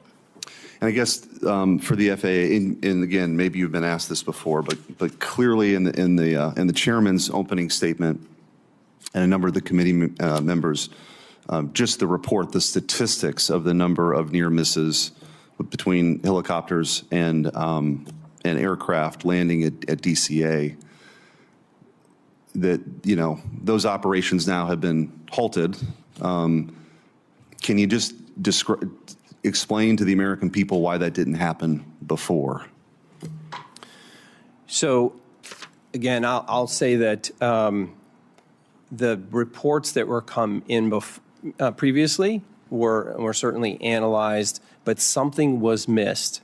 And since that time, we've been using new tools available to us, artificial intelligence, machine learning, to be able to scan the tens of millions of data points, to be able to do that analysis in a more proactive and ideally at some point here predictive way to head off, to identify risk earlier and to mitigate that risk. But this wasn't a new issue at DCA, right? This is an issue that had been a longstanding concern. Is that accurate? It's accurate. There were a number of reports that came in, and I would say that we've, as I mentioned earlier, we investigate every single near mid-air collision, and even as we talk about spectrum issues, Chairman Cruz mentioned, we have teams that go out and assess the airspace itself, making sure that we're working with partners, whether it's on counter-UAS technology, to make sure that airspace is as clean as possible from interference. And so moving forward, obviously as a response to the tragedy that happened, and I would be remiss not to express my condolences to the families who are here. I know everyone has, and it's devastating for each and every one of you, including some folks from back home. And so your advocacy does matter, and it will carry beyond today, right? This is important. So I ask in the spirit of that, moving forward then, is that how you see things, that the state of play as it currently is now will continue? Yes, sir. We'll continue to use the latest tools we have to be able to assess that data and work with the industry, with the aviation ecosystem, if you will, to identify that risk early and to mitigate that risk immediately. Okay. Thank you, Mr. Chairman. Thank you, Senator Schmidt. Mr. Rocheleau, at the moment, whether it's on or off is irrelevant because there's no flights. You're announcing something that doesn't, at the moment, matter because you have not lifted the ban on the flights. Is that true? So it's helpful to, if I can just point to the graphic. In the graphic, I can explain that in the yellow sectioned area, the the graphic there, that is where there is no mixed traffic. No helicopters, no fixed wing, except for those very few circumstances where we have emergency national security type of traffic. In the red section, in that red airspace, is where ADSB out, so DCA Class B airspace is now required. You'll also notice where, based on the NTSB recommendations, where we've eliminated Route 4 down going north to south on the Potomac, as well as Route 6 that formerly, you can see on the left side of the graphic, was in effect between from the west to the east, where Bowling Air Force Base is. I'll have to think about that. Yes, sir. Thank you. Mr. Chairman, if I could, just for the record, because I see we have several Senator Cantwell, colleagues. you're recognized. Thank you, Mr. Chairman. Just to clarify on your point, Acting Administrator, we still have a rule that says they have an exemption, all sensitive. So I know you're making a declaration today, but I don't think that supersedes the rule. Now, maybe President Trump's going to call all these agencies and tell them to stand down, but legally, whatever the FAA is doing today doesn't take precedent over that rule. So when I come back for a second round. I believe the FAA has control over that airspace, and they can say. They can definitely shut it down, but as it relates to the rule, his decision just to say that you now have this requirement that a rule gave them an exemption to. I think he can issue an emergency directive. Is that correct? So it's the agreement we have in place with the helicopter operations that fly without ADSB out is an actual memorandum of agreement. It is not a formal rule. So it's an agreement we have with the Department of Defense and the other helicopter operators in the D.C. area. And we can get a copy of that, the Yes, ma'am. MOU? Thank you. Senator Hickenlooper. Senator Hickenlooper. Thank you, Mr. Chair. Mr. Rushlow, you earlier testified that you've looked at the places, the airports with higher volumes of mixed traffic. I think you mentioned Boston, Dallas, Anchorage. Is that assessment, have you gone through all the airports? I mean, does that mean that other airports in other large cities or where we have a fair amount of mixed traffic are okay? Good job. Thank you. So we have 10 locations, a total of 21 airports. So we are doing this hotspot review, this mixed traffic review across the nation, including in the Anchorage area. So we're reviewing all the airspace designs to see where we may have this indicator of risk with mixed traffic, so helicopter operations as well as fixed wing. And so you mentioned Boston, Dallas, and Anchorage. That's not the full list, I assume. That's correct, sir. And so when will this be done? So obviously, 21 locations, I'm receiving regular updates. I anticipate that being, let's see, I anticipate that activity being concluded in the next couple weeks. I will tell you that our teams they're being very intentional about how they go through that airspace because it's been built over time as it relates to helicopter routes and other approaches and departure routes. So we're being very intentional, very careful. We don't want to move quickly with inducing additional risk. Right, I understand that, but obviously time is of the essence. Yes, sir. When you're in a situation like this, making sure that even a preliminary warning as part of that assessment would be pretty valuable. And any indicator that there's an emerging risk, we would take immediate action. Ms. Hamidi, you have in the past talked about workforce and making sure that you are fully staffed. And I think this is a direct follow-up on that. Are we fully staffed? I mean, you're going to look at this entire incident, and it's going to take the typical year and a half or 2 years, which, again, drives a lot of my constituents crazy. Do you have a timeline for when you will finish the full incident report or whatever the legal description is, when that will happen? We've committed to 1 year, barring any unforeseen circumstances, but 1 year. And so you have enough staffing on that? We have 40 experts at the NTSB that are currently leading this investigation. It is a high workload because it's not their only investigation that they're focused on, but they're very committed to this one. And then we have an entire agency that supports them. Right. We saw we have a array of past reports, and it varies dramatically, but I appreciate the fact that you're trying to accelerate this. I think it frustrates a lot of people that it takes so long. I mean, how long does it take to gather the facts? So, I mean, it is a complex investigations, and our investigations are very broad. And there's a lot of information that can change over time, and we're very fact-based, following the evidence. So we do, that's our credibility, so we want to be exact when we issue something. I will say, I do have to congratulate our workforce, because when I came on as chair, we had well over 400, close to 500 reports that were 2, 3, 4 years old, and they're now below 2. Right. So that is significant, but the complexity of investigations, and then the fact that some things we don't have control over, like if we can't get access to evidence because a district attorney or law enforcement is prohibiting us in a certain situation with a highway crash, that can extend the timeline. Sure. No, I've seen that. But I think in something like this, where time is of the essence, I appreciate you guys making the effort, and glad to hear that you have the workforce. Mr. Rushlow, in your testimony, you highlighted some of the recent changes in hiring, and also especially in the training processes to make sure we have more qualified air traffic controllers, but full workforce. I know you're working with local colleges all over the country on that. Is that is that working? I mean, I think if we can accelerate that, we have Metro State in Denver is a place where we're turning out some of these members. Is that something you can ramp up? I'm very interested, and the Secretary has been very clear with the public as well as with me that we need to surge this hiring and do it well.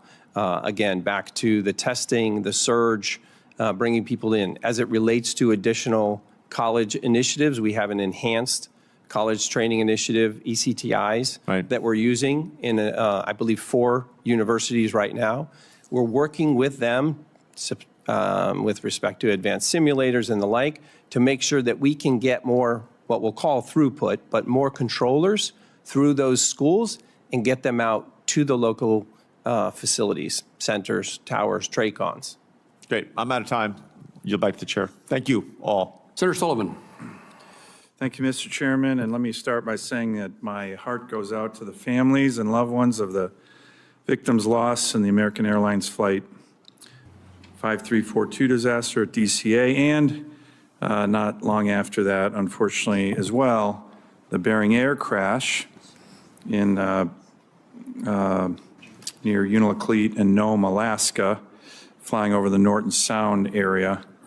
And I'm thankful for the chairman for holding this hearing, and appreciate the NTSB and FAA and DOD focusing on the after action so this doesn't happen again, either here in DC or in my state. And I do want to focus a little bit on my state, great state of Alaska, because as I think all 3 of you know, we have very high rates of airplane crashes, highest in the country, and airplane crash fatalities, which is why we launched with the NTSB's good work in 2020 and the FAA's good work in 2020, the FAA Alaska Safety Initiative called FOSI. And in last year's FAA reauthorization, I was able to include a number of provisions with the goal of reducing the rate of fatal aircraft accidents by 90%. That's a very ambitious goal. And require the FAA to improve maintenance of weather equipment. So, Mr. Administrator, I want to get into that topic a little bit. I was just home. It came up a lot, how there might be cancellations of weather operations and infrastructure and reporting, which makes zero sense to me. I hope our federal government is not doing that.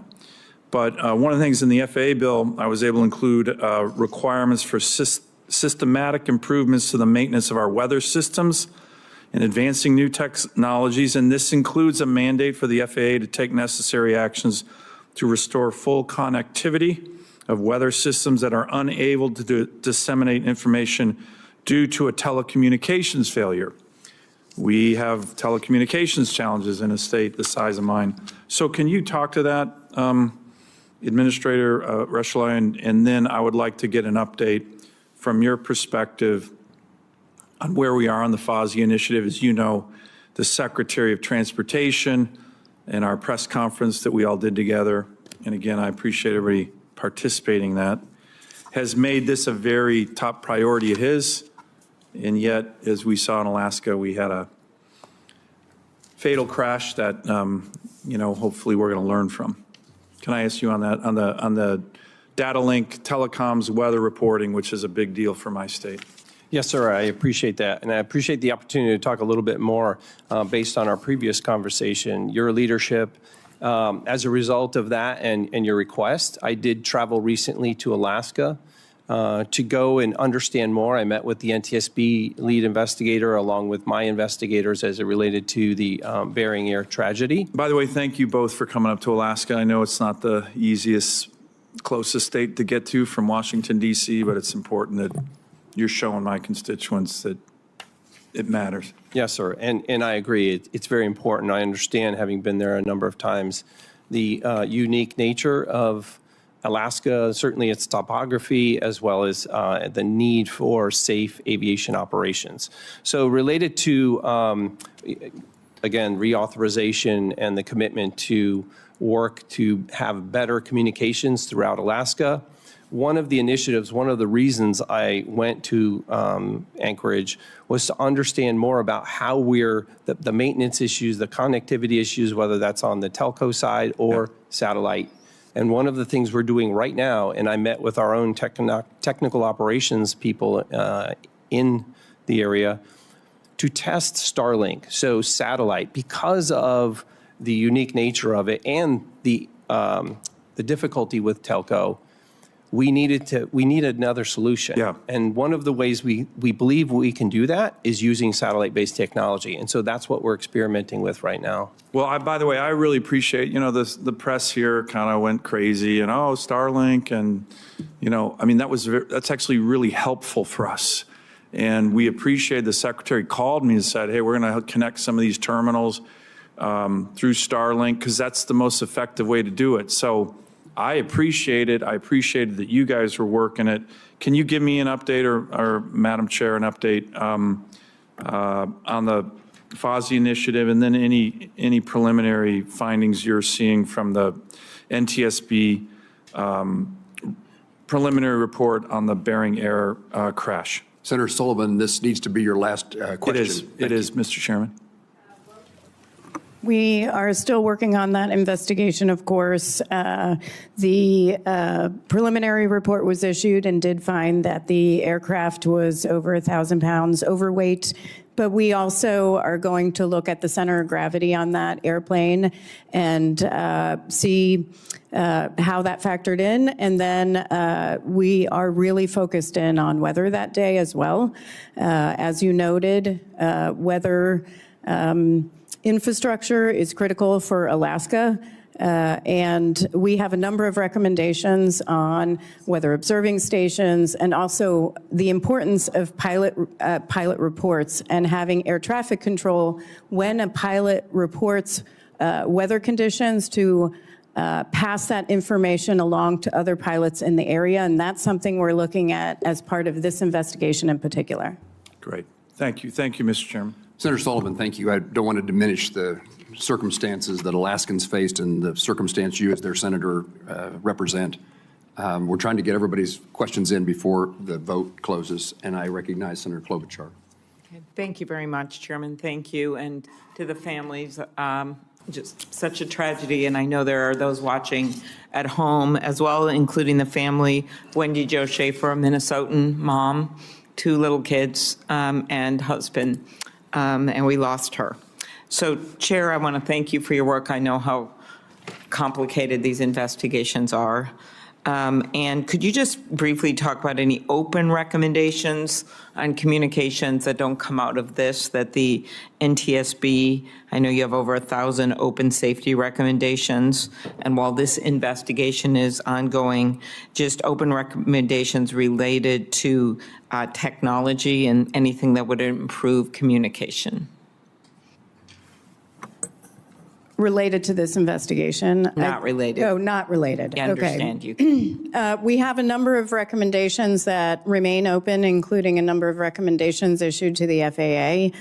On communications in particular, I mean, one thing I will mention that we haven't talked about that we are looking at as part of this investigation is our longstanding belief that ADSB in also needs to be mandated by the FAA. We don't know what relevance that has to this investigation yet. However, it is a longstanding position of the NTSB. It will provide key information to pilots. And in 2008, in our comments for a notice of proposed rulemaking to FAA, where they decided not to require it, we said equipage of aircraft with ADSB and capability will provide an immediate and substantial contribution to safety. Just a couple of years ago, and we just talked about Alaska, we investigated a mid-air collision in Ketchikan, and we reiterated, and this is the statement, that NTSB remains concerned that without a requirement to install and use ADSB supported airborne traffic advisory systems, mid-air collisions will continue to occur. And that was in 2019. Okay.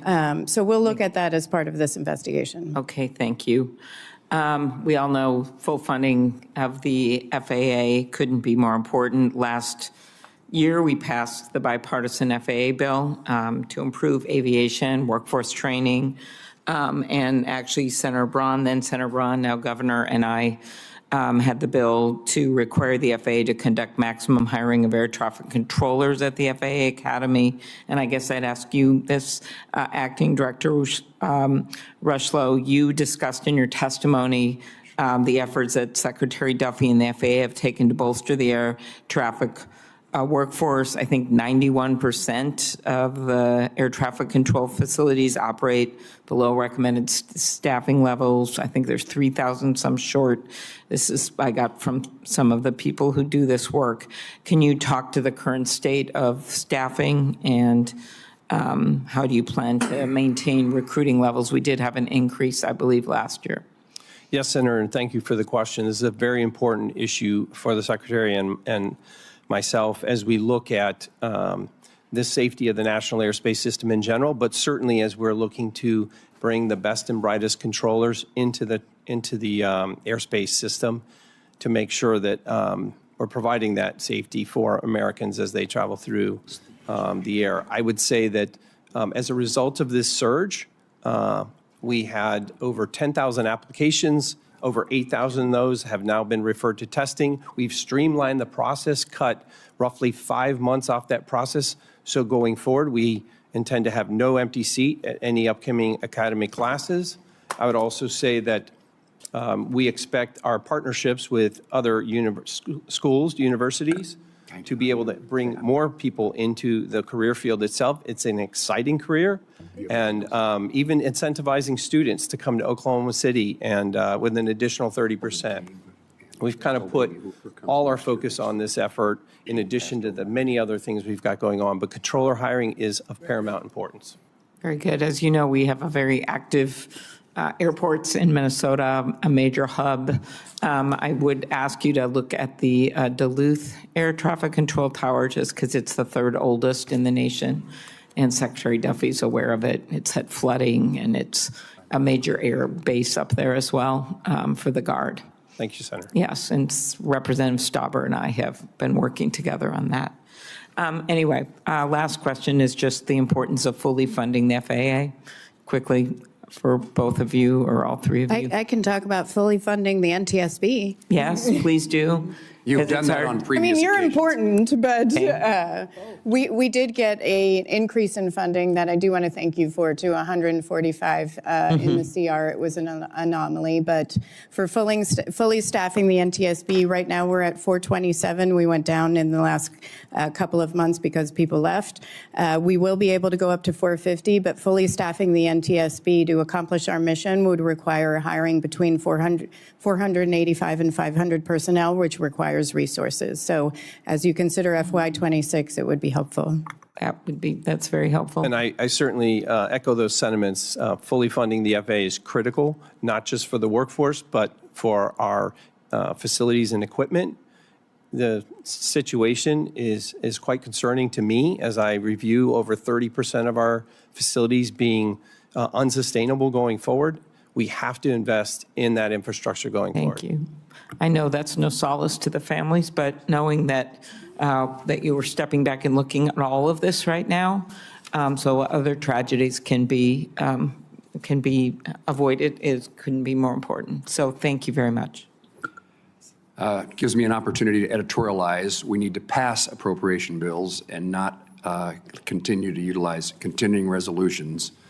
And that's directed at not necessarily my colleagues here, but my colleagues generally. Senator Duckworth.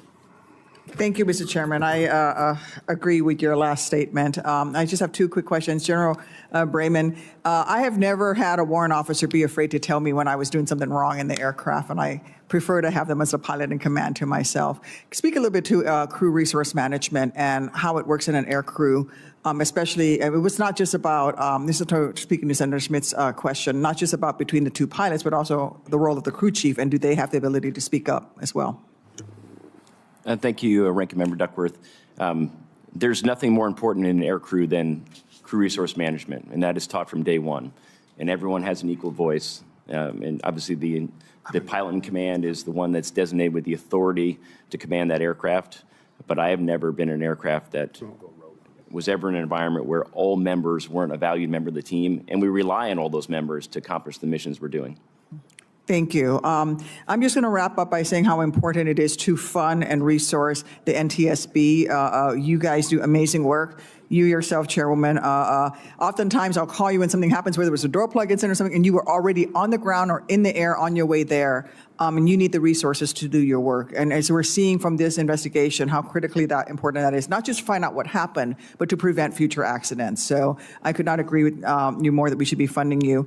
Mr. Richelieu, I think we also need to look at the facilities at FAA, and we need to talk to that. And I'd love to get your commitment to come out and tour the facilities in the Chicagoland area and see the condition of this repair that they are in. I commit to that. Thank you, Senator. Thank you.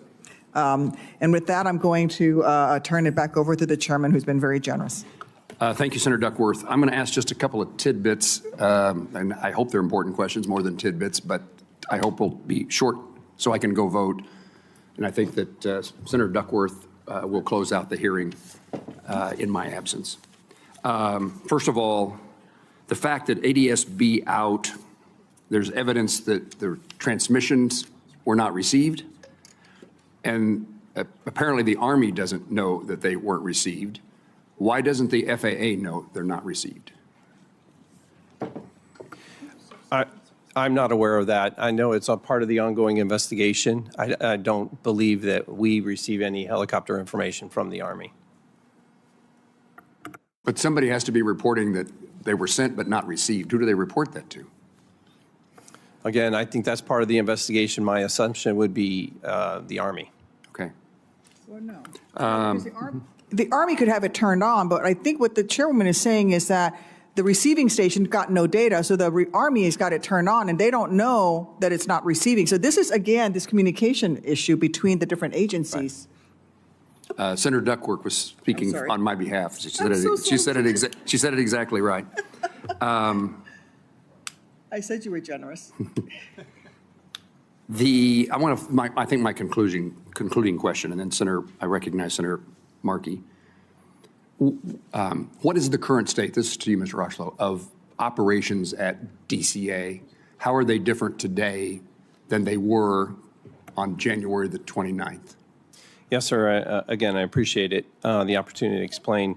So immediately after January 29th, we restricted the airspace in the yellow box, as I showed in the previous graphic, for mixed traffic. So no helicopters or fixed wing will be in that box, if you will.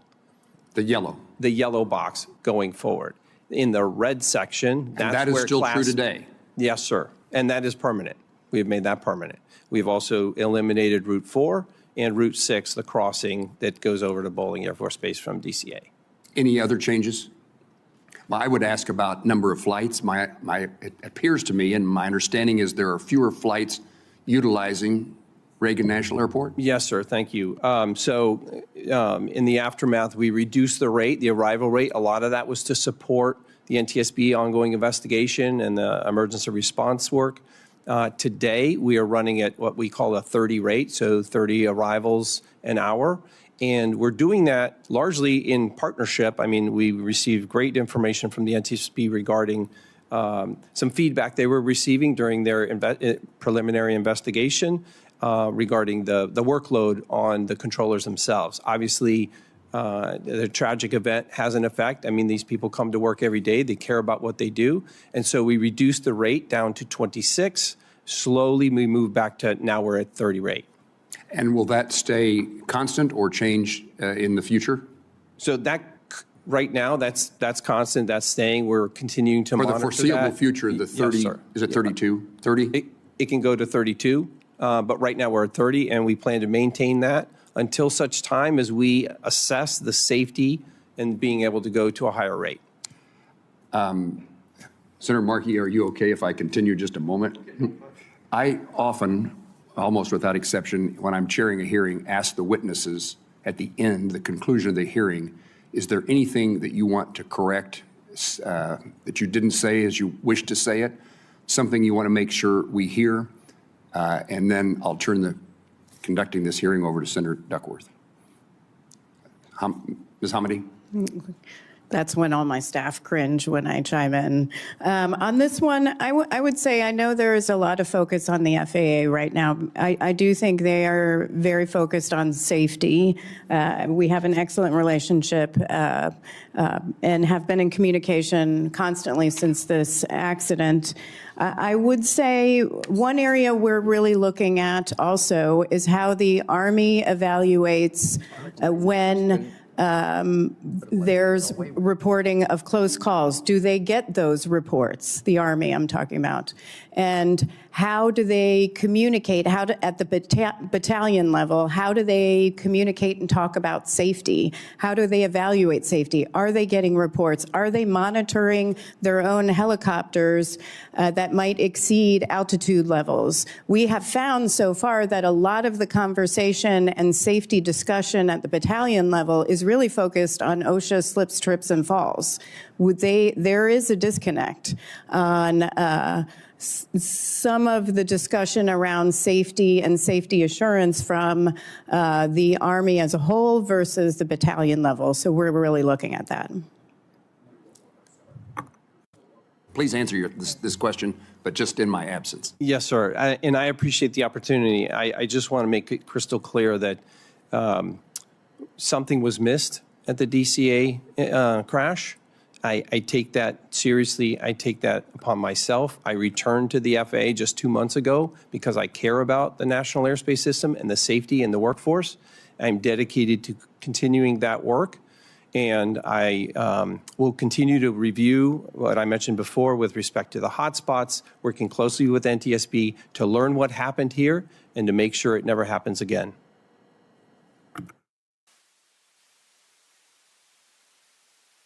General, I'm going to ask you to suspend so Mr. Markey can ask his question, because he's going to miss a roll call vote if he doesn't get to.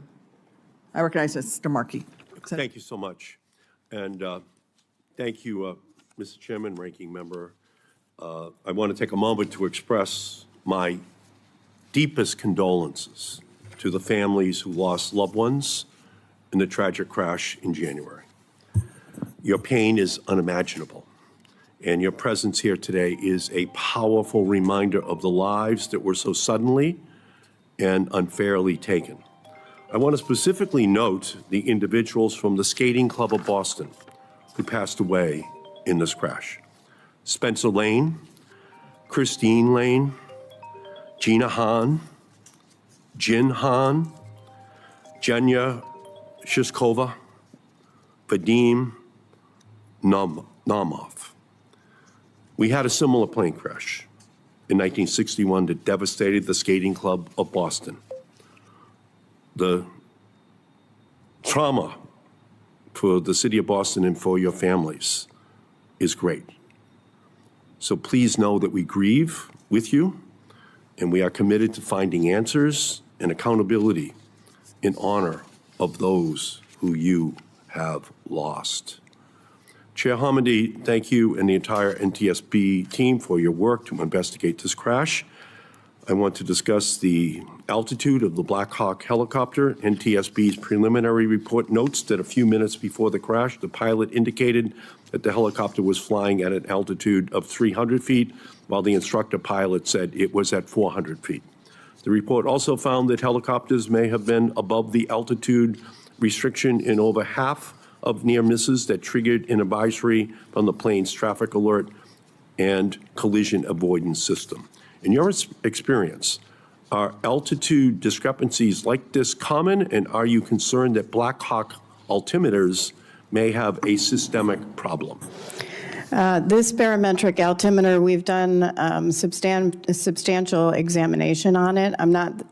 We don't think we're going to get much from this altimeter because there was such damage. We're going to have to look at other data, but I think it's too early to really say what the discrepancy was or whether it was a discrepancy. There was no information other than 1.1 nautical miles west of the Key Bridge when the pilot flying said, I'm at 300, and the pilot instructor said, I have you at 4. There was no further discussion of why. So there's a lot of work that still has to be done. Administrator Rushlow, on a related issue, Elon Musk recently made alarmist claims about the FAA's air traffic control communication system. He said the FAA assessment is single-digit months to catastrophic failure, putting air traffic safety at serious risk. The situation is extremely dire. Elon Musk is in charge of all of the investigations into every single federal agency. That's scary. And this is at the same time that he may be pushing for Starlink, his own company, to take over the contract to upgrade the communications system. And 1 month ago, the FAA announced it was deploying multiple Starlink terminals across the country. Give these systems critical importance to our aviation system. These developments raise serious questions about aviation safety. So I would like you to set the record straight on this issue. He said, basically, we have single months, digit months to catastrophic failure, putting air traffic safety at serious risk. Is that tweet accurate? I would say that the circumstances around our air traffic system are in great need of renewal. I didn't ask you that. I asked, the public needs to hear this. Are we within single-digit months to catastrophic failure, putting air traffic safety at serious risk? I know we need new air traffic control facilities. I know we need that. I know you're saying we are at risk. Is that what you're saying? Are you agreeing with him that we are? I'm saying our air traffic system needs modernization as soon as possible. You understand, we can't have people heading for airports all across the country right now with Elon Musk, the ear of the president, saying that we're within single-digit months of catastrophic failure. Can you assure people that that's not the case right now? I can assure you the flying public, to fly is safe. We have the safest, most complex system in the world, and it is safe to fly. I would also say the air traffic system is in dire need of upgrade, and it's something the Secretary and I have been working on intensely. Well, so you're saying that this is not right. We're not within months of a catastrophic failure, because I don't think anyone wants to put a family member on a plane right now with this kind of assessment. Have you made the assessment that we're within a single-digit months of catastrophic failure? Have you made that assessment? I have reviewed assessments in the last 2 months and understand that our equipment needs to be upgraded. I didn't ask you that. We're Is it having is the existing equipment safe? Is Yes. the existing equipment putting travelers' safety at serious risk? Is yes or no? The existing system is safe. Is safe. All right. We need to know that. Okay. Are any SpaceX employees serving as special government employees at the FAA right now? We had 3 special government employees from SpaceX. We are only in contact with 1 at this point. I would make it very clear they did not do any air traffic. They didn't plug into any equipment. They came in to observe our operations and provided expertise along the lines of software and computer systems and how we... Did any employee have any involvement in the FAA's decision to deploy Starlink terminals in February?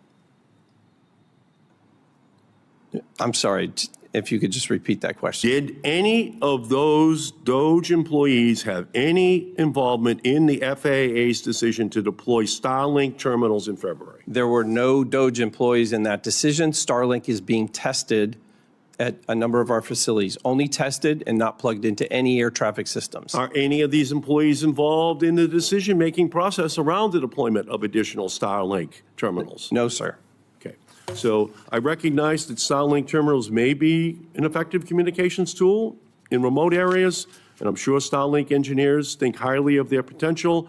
We just need to be extremely careful. Yes, sir. That in making these life and death decisions, that they're not based on any pre-existing professional biases or financial conflicts.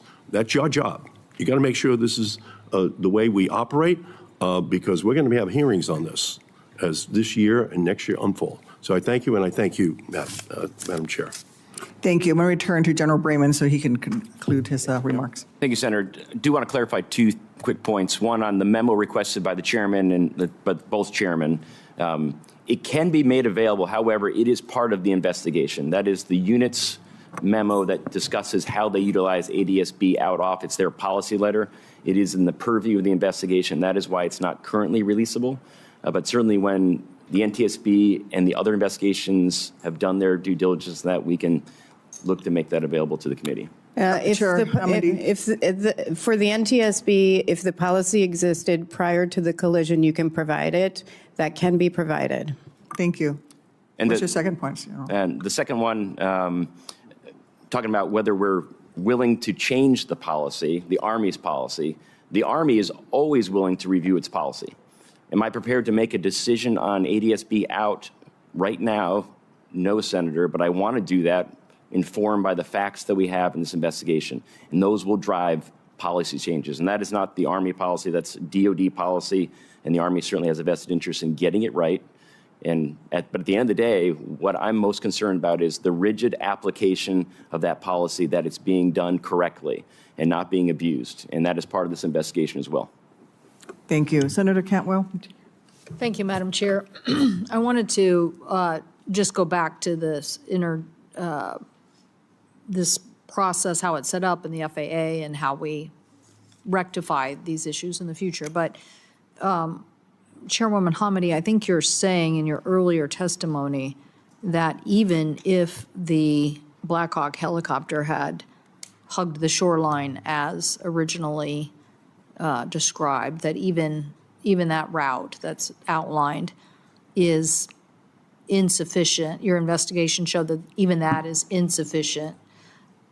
Intolerable risk to aviation safety. Okay, intolerable risk to aviation safety.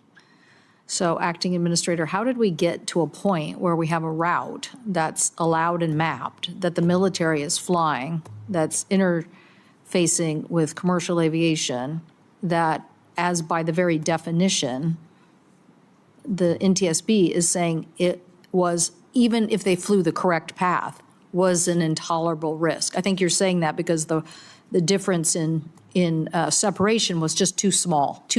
There's virtually no margin of error. No margin of error. How are you defining margin of error, just out of? I mean, just looking at this, and I think you have the printout in front of you, hopefully, or staff has it.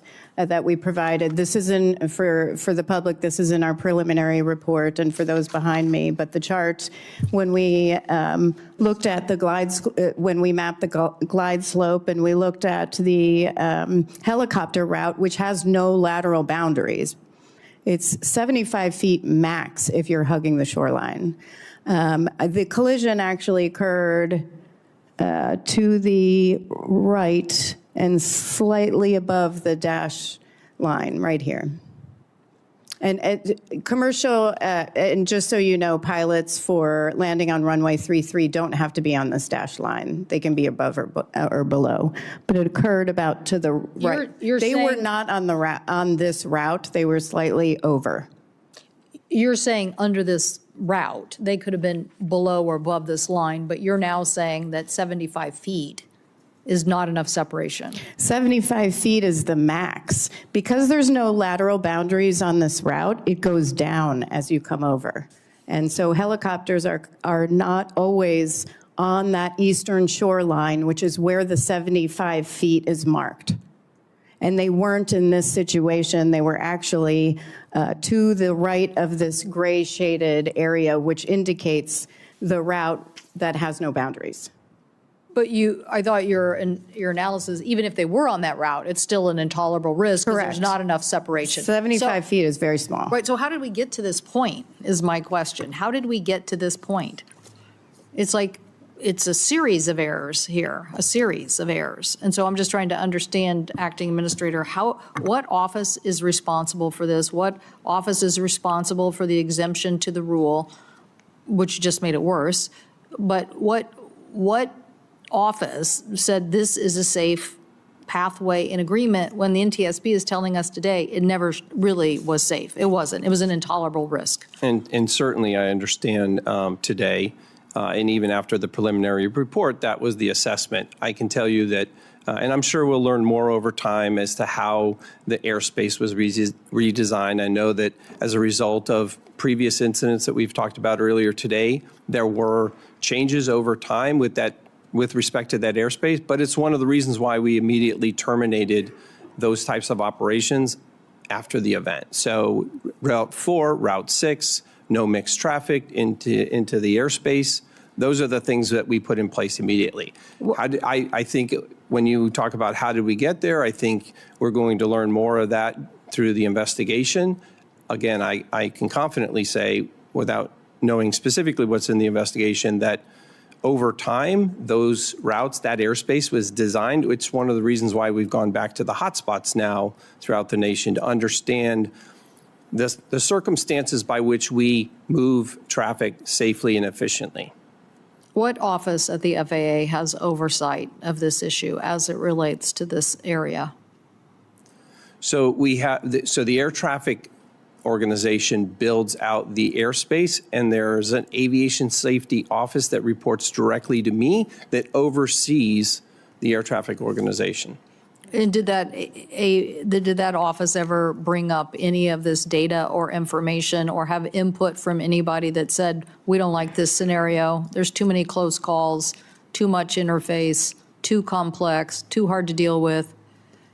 On this specific route, I'm not aware of that. I know that when we are presented with those, and we have been, and that's how airspace changes, when we're presented with those circumstances, situations, near-miss collisions, we investigate them and we put mitigations in place. Well, I'm questioning whether anybody was investigating. I mean, that's the issue. You had an alarm going off once a month. You had the data. Maybe you're saying maybe people weren't looking at it. And while I get that AI is this very new and interesting technology, it's no substitute for the FAA having an oversight over this level of traffic. And so, as my colleague, the chair of this hearing mentioned, that like now we want to know, do we have other problems in other airspaces? I mean, we're very focused on DCA, but now we want to know, we have big military complexes, 10 bases, 10 military installations in the state of Washington. I'm sure Chicago has a lot. We want to know, do we have to worry about this somewhere else because the FAA isn't looking and doesn't have an organization that is overseeing this information? I agree 100% with you. This is of utmost concern to me, not just in the DC area, which again, we've put measures in place to reduce the risk and to make the airspace less complex. This is one of the reasons why we have a task force working on what we're calling hotspots, to ensure that we're looking at airspace design wherever we have mixed traffic in 10 locations. I believe it's a total of 21 airports specifically, to see where similar traffic like this needs mitigation. So you say this office reports directly to you, and you say this they oversee these areas and the interface. So let me be clear about that. The office that oversees air traffic reports directly to me. The task force, the group of people that are looking at these hotspots specifically, are part of multiple parts of the agency: air traffic, aviation safety, airports. So we have a number of people part of that effort to make sure that we're looking at the airspace design, and if we find risk, we react. Well, there was risk, for sure. There was risk. It was being sounded in an alarm, and it wasn't being addressed. So now we have to figure out why that wasn't being addressed. There's a lot of information here that says very high risk, very high risk. So why was that ignored, or was no one looking at it? So we need an answer. I think this committee did very good work, in my opinion, after the Columbia accident, and set up more safety offices to make sure that we never miss something like that again. And I feel like that's the issue we're asking you today. And so we need to understand what you think is in place and why. If it was in place, did we miss this because little pieces of the responsibility was delegated to various parts of the organization and nobody had a holistic approach? Or, data, lots of data, and it's being ignored. But this is a clear that this was an unacceptable design. It's just unacceptable. And I don't know how we got there. I do want to ask you, are you now supportive of ADSB in as a requirement? Making sure that carriers like this regional jet, again, I mentioned earlier, it's $20,000 or so per plane. Why can't we just say we're going to do this?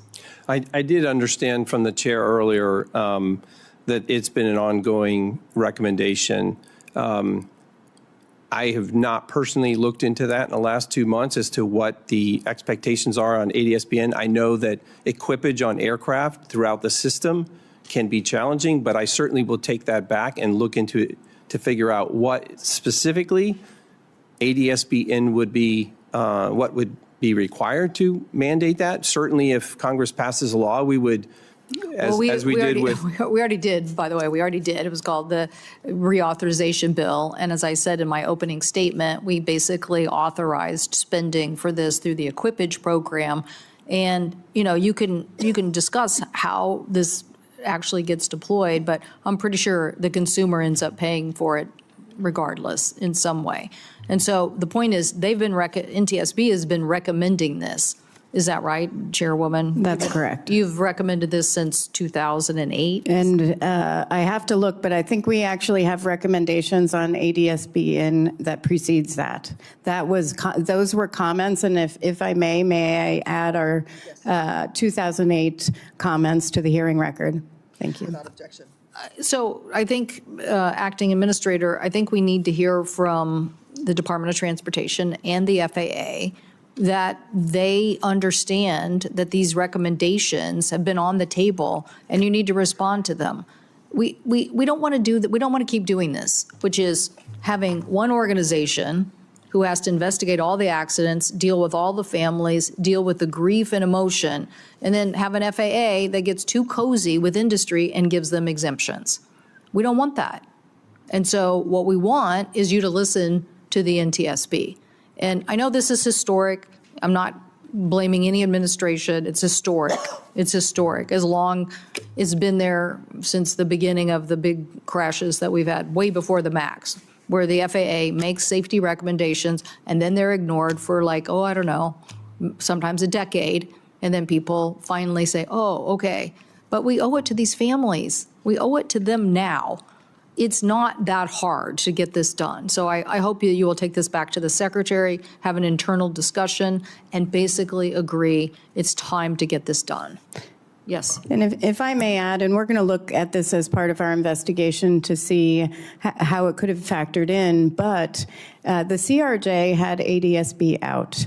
It did not have ADSB in. And so we are going to look at what that information could have provided to that flight crew and how it could have made a difference. We've seen that in other investigations, which is why we have these recommendations. Thank you, Madam Chair. Thank you. I do think that a nationwide look is important. I'm glad that FAA is looking at the hotspots. I understand that many of these routes, it's not just the military that's flying them. It is local law enforcement. It is federal law enforcement. It is hospitals are all flying them as well. But I do think beyond a very local, hyper-local look, a national look is really important. Thank you all for coming. Again, my condolences to the family members.